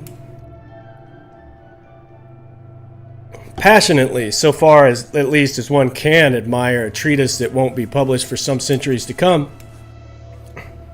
Well now, let's take a bit of the argument in the first proposition, just 2 steps, and the conclusion drawn from them. Kindly enter them in your notebook, and in order to refer to them conveniently, let's call them A, B, and Z. So, proposition A is that things that are equal to the same are equal to each other. The 2 sides of this triangle are things that are equal to the same, which means the 2 sides of the triangle are equal to each other. Readers of Euclid, will grant, I suppose, that Z logically follows from A and B, so that anyone who accepts A and B as true must accept that Z is true. Undoubtedly, the youngest child in a high school, as soon as high schools are invented, which will not be till some 2,000 years later, will grant that. And if some reader had not yet accepted that A and B are true, he might still accept the sequence as a valid one, I suppose. No doubt such a reader might exist.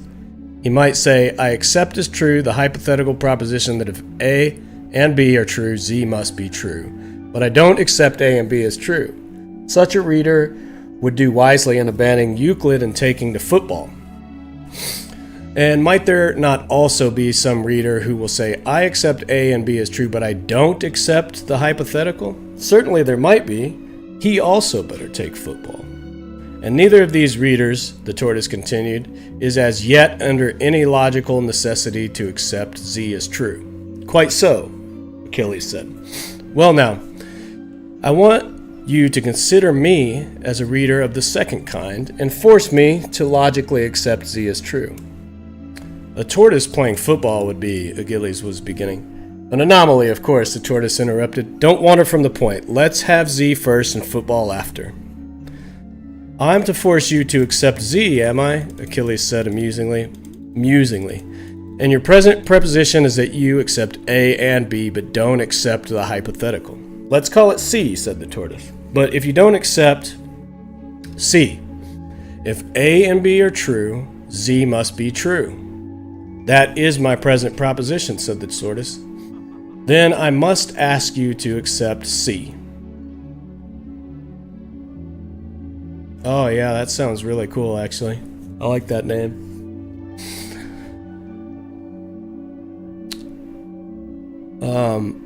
Okay, I'll do so, said the tortoise, as soon as you've entered it into that notebook of yours. What else have you got in it? Only a few memoranda, said Achilles, nervously fluttering the leaves. A few memoranda of the battles which I have fought in and distinguished myself. Oh, plenty of blank pages, I see, the tortoise cheerily remarked. We shall need them all. Achilles shuddered. Now write as I dictate. A. Things that are equal to the same are equal to each other. B. 2 sides of the triangle are things that are equal to the same. C. If A and B are true, Z must be true. Z. 2 sides of the triangle are equal to each other. You should call it D and not Z, said Achilles. It comes next to the other 3, and if you accept A, B, and C, you must accept Z. Why must I? Because it follows logically from them. And if A, B, and C are true, Z must be true. You don't dispute that, I imagine.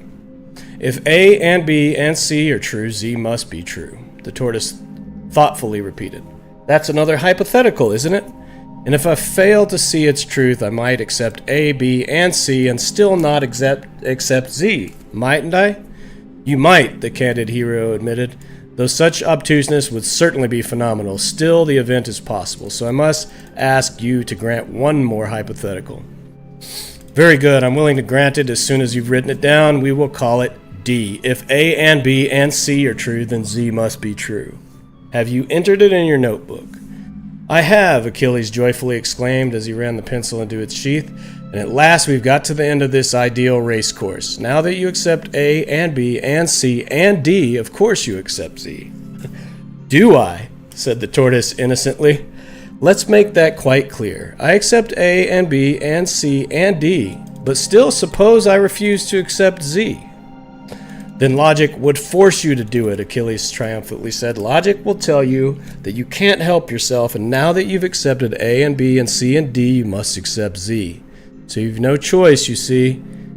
Whatever logic is good enough to tell me is worth writing down, said the tortoise. So enter it in your book, please, and we will call it E. If A and B and C and D are true, Z must be true. And until I've granted that, of course I needn't grant Z. So this is quite a necessary step, you see. I see, said Achilles, and there was a touch of sadness in his tone. Here, narrator, having pressing business at the bank, was obliged to leave the happy pair and did not pass the same spot again until months afterwards. And when he did so, Achilles was still seated on the back of the much-enduring tortoise and was writing in his notebook, which appeared to nearly be full. The tortoise was saying, have you got that last step written down? Unless I've lost count, that makes 1,001. There are several millions more to come. And would you mind, as a personal favor, considering what a lot of instruction this colloquy of ours will provide for the logicians of the 19th century? Would you mind adopting a pun that my cousin the mock turtle will then make and allowing yourself to be renamed Tortoise instead of Tortoise?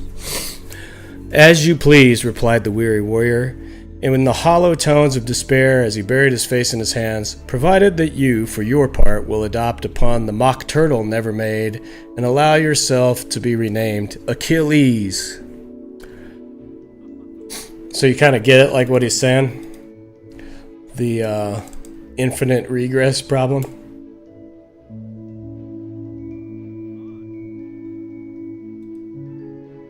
What do you mean? The accent or just being rude?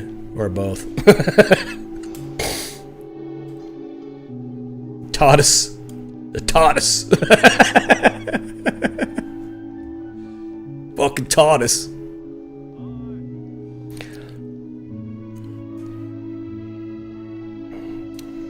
I wish it would like go to wherever you clicked.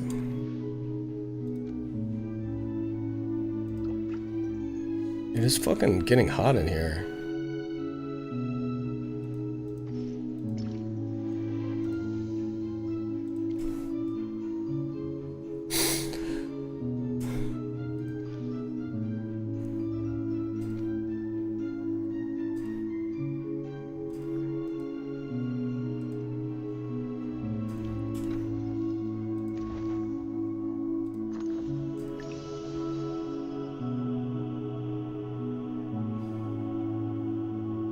What do y'all think about it?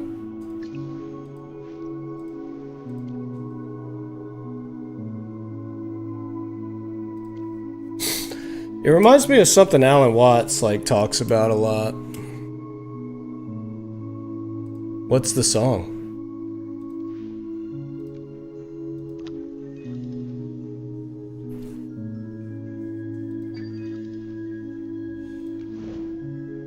Dude, I don't want to buy shit.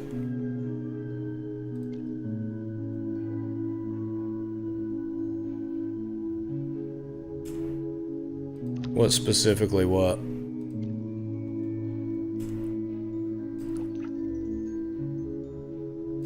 Yeah, like, I can't do anything with this.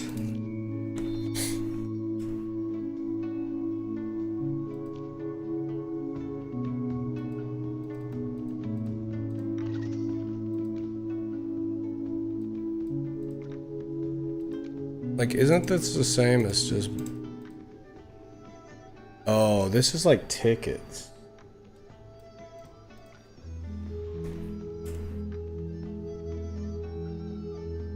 Oh.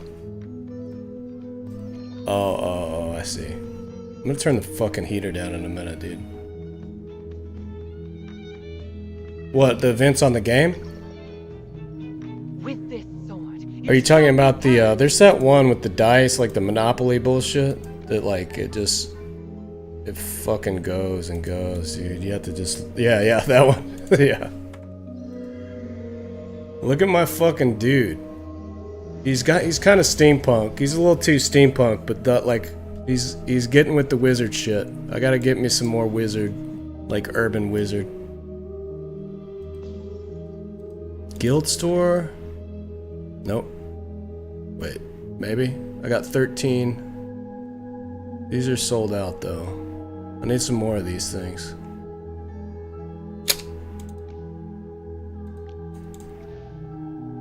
Diamonds? Oh, this shit uses diamonds. But... oh, these things cost a lot. 30k.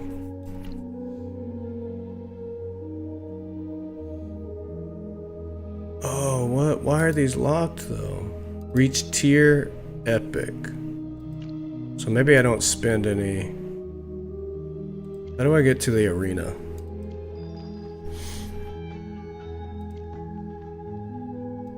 To here?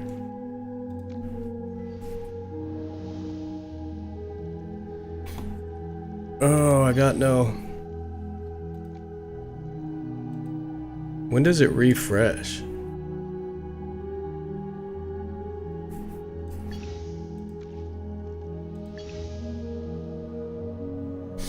Is this like what rank they are?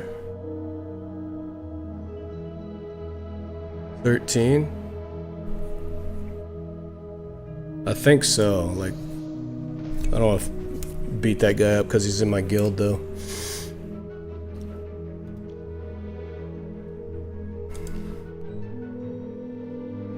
Mauler.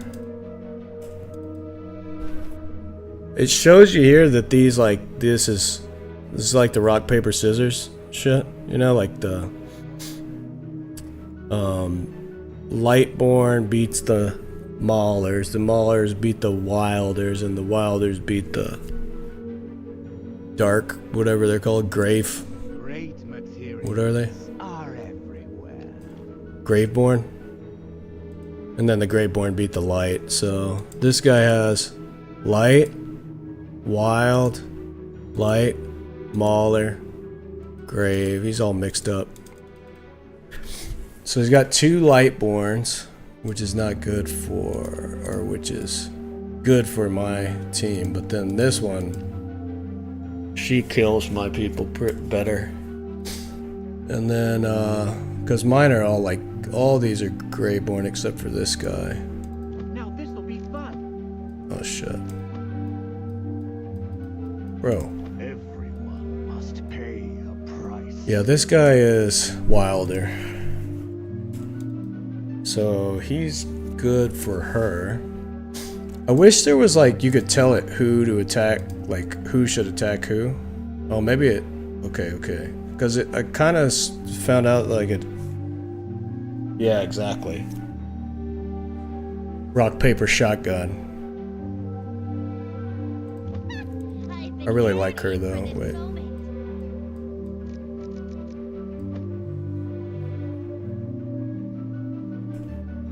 Alright, whatever. Let's just go with this. We're like way stronger than them anyways. She's like Jinx.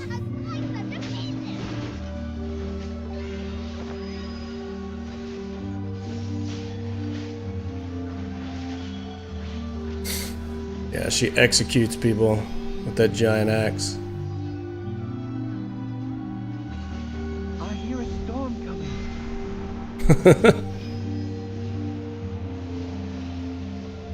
Oh, Jinx from League of Legends or Arcane. Did you watch the Arcane anime?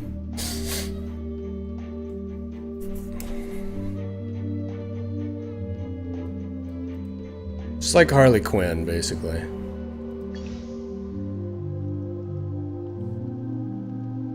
Oh, you gotta watch Arcane.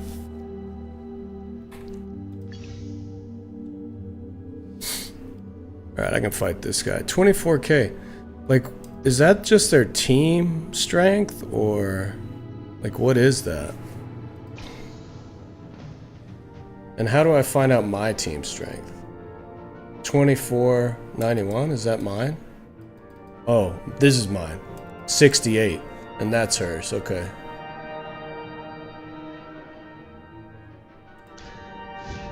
Oh, I should have moved him around though. This is not good. This... Yeah.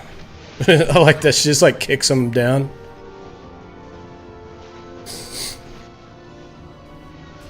Yeah, Arcane is really good. Really well done.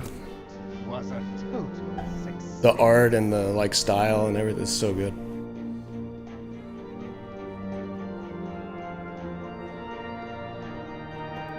It's like the lore of all the League of Legends characters.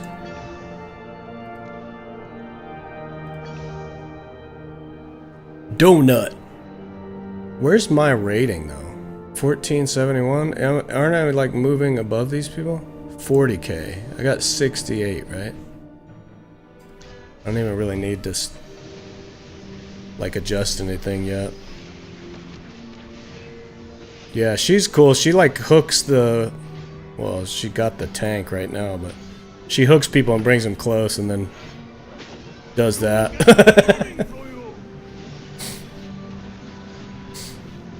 Yeah, I'm about to do that too, but not my devil's lettuce. I guess, I don't know what you would call it. Jesus's.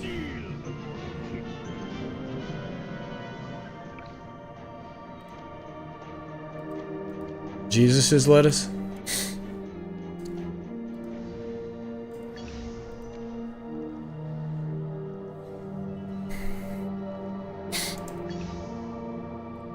Eric, 14.5, 43k.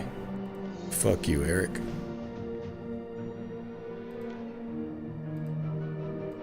Let's try this one.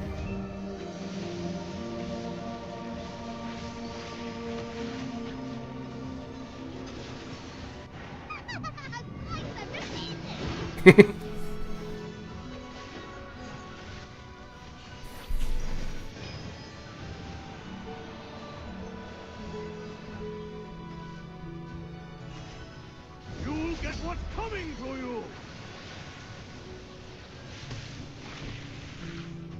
Kneel before You got him with that snake skeleton. What did it say I have to get to? I think I'm not even close, bro. I think like... Okay, here they are. Elite... Oh, I am kind of close. A little bit close. I gotta get to Elite 1. And I don't think I can... This is my last one. I don't think we're gonna make it.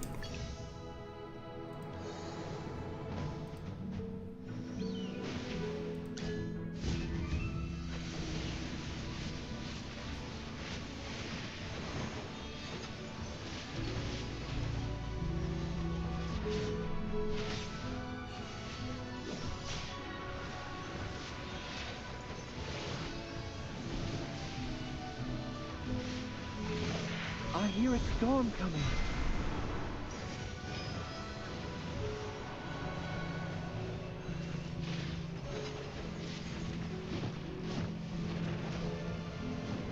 Come out, my servant, and fight for me.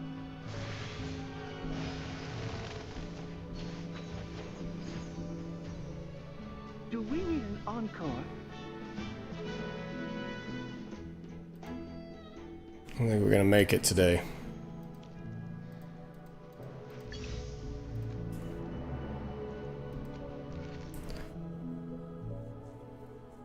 Oh. What is that other number? So what is this? I'm 172 on the server?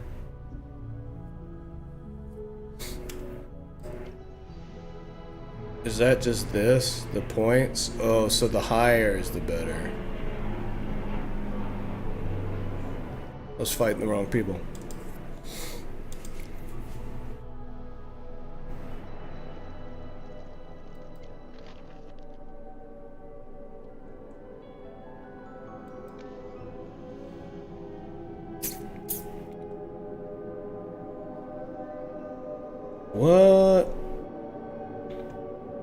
Alright, let's get back to this shit. Because I want to get to that letter, that thing. I want to put that on Substack today or tomorrow.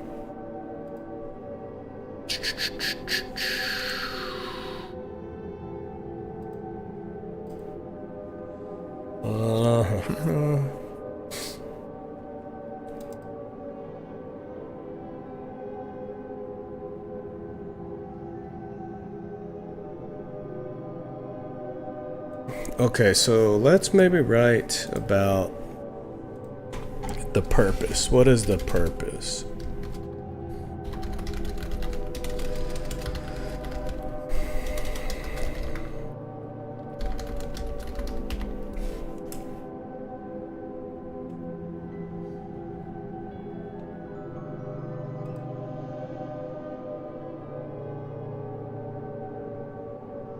What did you call it?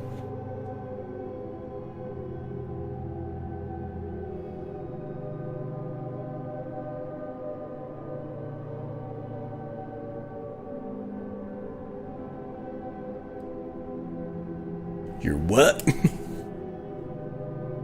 Oh, nicotine is the devil's lettuce? I thought it was weed.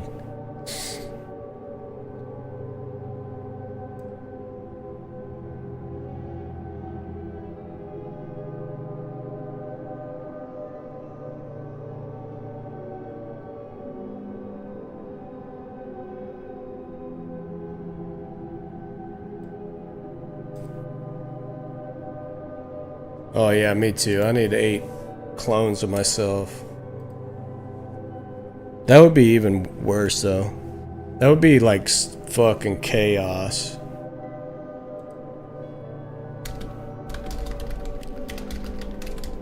We could like, I think that's a better name for the whole group. Like maybe we could rename this whole group that. It's a really good name. So, okay, what's the purpose here?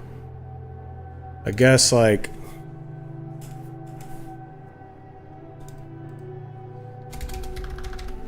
this will give us an idea of, like, what to say here.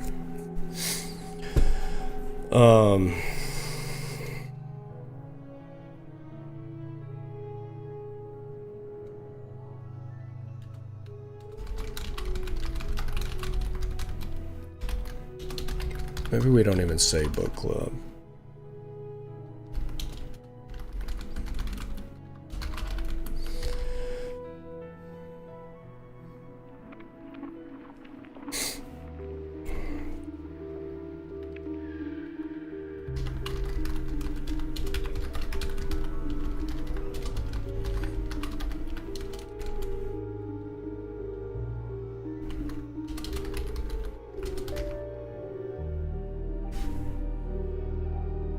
I feel like, what is this song, dude?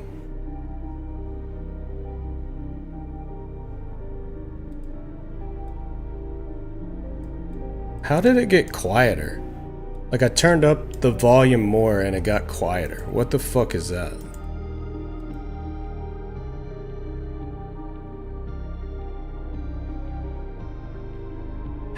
I don't understand that, dude.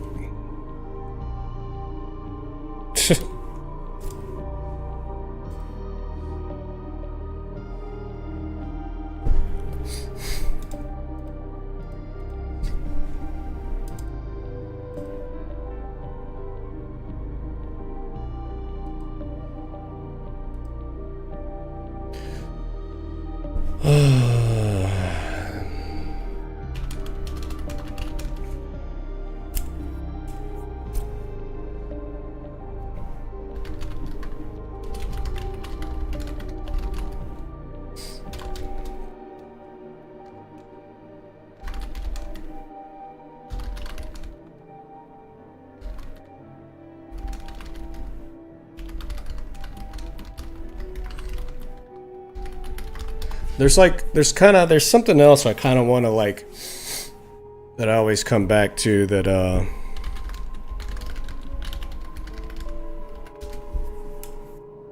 this shit that Mark Fisher wrote about, like, create conditions where disagreement can take place without fear of exclusion and excommunication. But I mean, we don't have to necessarily actually say that in those words or whatever, but that concept, you know, like the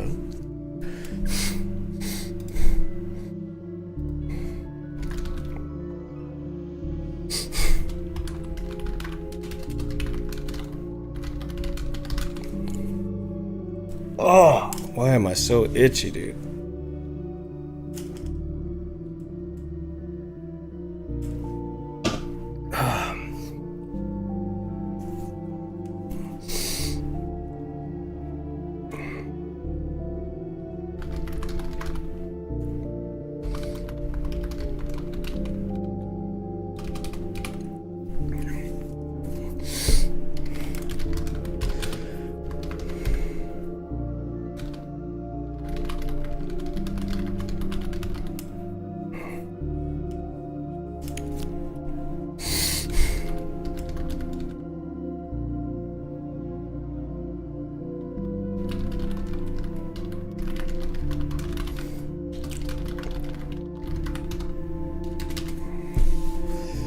Okay, that sounds pretty good so far, I think.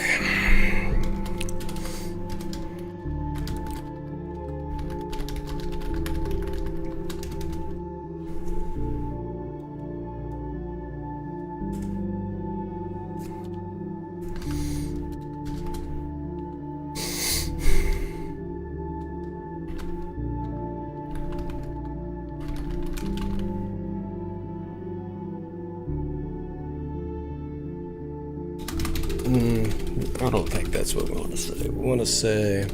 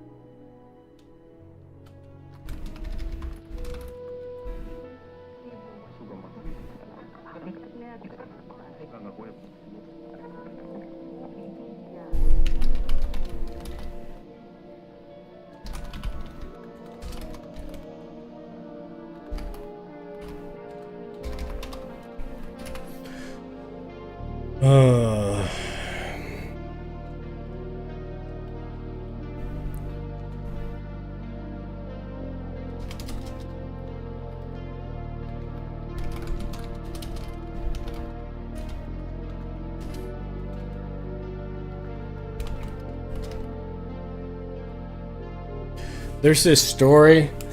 There's this story about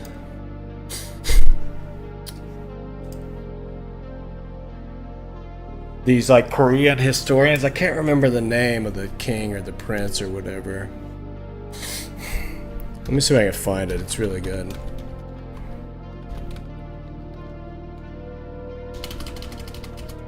I think it is that.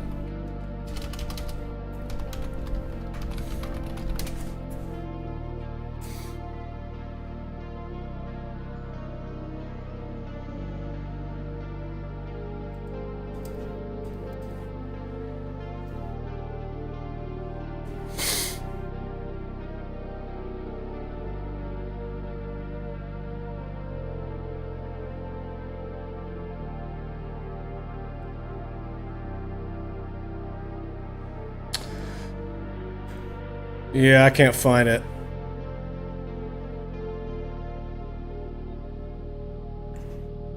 like on a quick search. I could probably find it if we get deep enough into it, but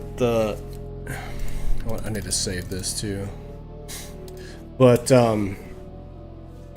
basically, like this prince went on a hunting expedition and fell off of his horse, and he was like embarrassed about it. And you know how they kind of like reify these royal figures as being like divine or like ineffable. So he fell off of his horse, and he told the historians like not to write that down in the history, you know, because they have this like annual kind of history document that they would record in like the records, the imperial records or whatever. And he told them not to write it down. And what they wrote down was that he fell off his horse and asked that it not be written down.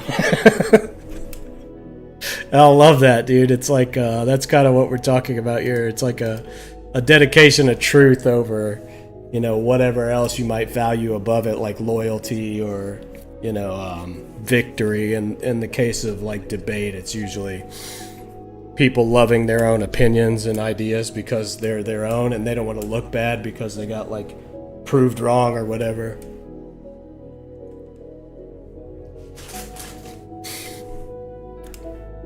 I mean, it's really the same thing the prince was doing, trying not to look bad.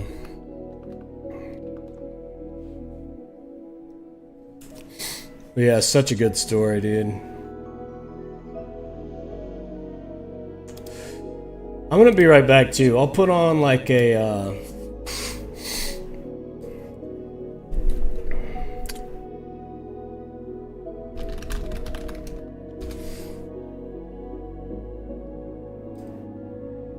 this music is super chill. I'll put on a YouTube video like from this guy, like that wrote the book that we're gonna be fucking with. So, welcome everyone for the first Rebel Wisdom Book Club. It feels like a very appropriate place to start. Damn, look at that Zoom call. John Gebser I'll be right back. has a huge influence on developmental thinking, people like Ken Wilber, and is very much the origin, the ever-present origin, some might say, of this kind of way of thinking. And we have one of possibly the world expert on John Gebser with us, Jeremy Johnson. So Jeremy has written a book, Seeing Through the World, John Gebser and Integral Consciousness, and is also the president of the International John Gebser Society. Jeremy, welcome to Rebel Wisdom. Thank you, David. It's great to be here. Really excited to be talking with you all today. Awesome. And so the format of this, the idea of the Rebel Wisdom Book Club came from Jules Evans, who many of you here will be familiar with. He's an amazing philosopher and writer and author who's been doing our philosophical journeys. And this is now going to be a monthly series led by Jules. We do know what the next book is going to be, so we'll have to remember to say that at the end, Jules, and who the next guest is going to be. And so in a second, I'm going to hand over to Jules to take it away. And I'm really looking forward to this. I'm gonna lurk and stick around. And there will be an after hours hangout for this as well. And without further ado, I'll hand over to Jules Evans. Thank you, David. Welcome, everybody, and thanks for joining us. And thank you to Jeremy for giving us your time and expertise. So the idea of the book club is just to explore some of the most important texts for the Rebel Wisdom vision and community for sense making in the company of people who are experts in those books or who have been illuminated and changed and transformed by them. I'll say what next month's book is now, David, I think, just in case we forget. So next month, for example, we're doing Alan Watts's The Book, brackets, The Taboo Against Knowing Who You Are, and the author Tim Lott is coming on to talk about why Alan Watts changed his life. Today, we're very lucky to have Jeremy giving us his time and wisdom. And so, Jeremy, in terms of, canonical books, if you just before we get into the nitty gritty, if you had to kind of sum up to someone who'd never really come across Gebser, why he was worth reading. How would you sum it up, just as a kind of top level thing? Ooh, good question. Okay, so I would actually borrow this from William Irwin Thompson, who described reading Ever-Present Origin as the kind of book that changes your life. I think that is the response I often get from my students, that the book and reading and going through the book, as we are doing right now in my course, is a transformational experience, that it's a catalytic kind of read, and it really gets under your skin. It really challenges you to begin to observe your own forms of sense making, how you pay attention to temporics, how your relationality between yourself and the world is going on and changing, and what the different dimensionalities of those are. So it's just one of those books that works on you. So I would invite folks who haven't read it to do so, because even if you don't quite get where he's going conceptually, it's working on you. And then I would say, like, Marshall McLuhan is another one of those thinkers and writers who has that kind of efficacy in the text. So very powerful kind of reading, maybe similar to some Jungian texts too. Like, I think Jung is another one of those writers, selectively, some books that can be like that. So. So perhaps could you start off by giving us a very brief summary of his life? Oh, yeah. He was an interesting, he's kind of like, he was in these different circles that some folks may be familiar with through other thinkers. Like I mentioned, Jung, and for a good portion of his life, he was in Switzerland and attending the Iranos lectures, where folks like D.T. Suzuki and Carl Jung, later James Hillman, Eliade, these folks were mingling and discussing. And all right, me too. He was amongst those circles. He was also in France for a time as well, hanging out with the French existentialists and eventual members of the resistance. Playing around of Honor of Kings. You guys should play this with me, dude. I need to figure out how to hook it up to my computer. And his whole life is as a kind of series of I could like kill the Twitch stream and like stream it from my phone to Twitch, but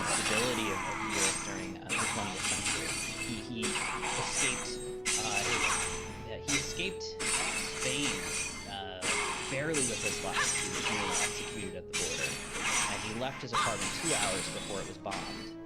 And then the same thing happened where he got into Switzerland 2 hours before the borders closed. So his life is these kind of near brushes with death, and really interesting relationships with very interesting thinkers, scientists, poets, artists, including Picasso and other who knew from France.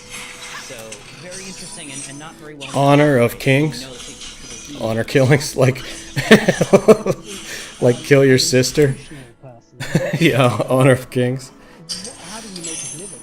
Like killing your sister because she for the most part had sex out of wedlock or whatever. He published a number of volumes of translations of Spanish poets. He was working, I believe, with the Ministry of Education. Maybe I should switch it over because so you guys can see it.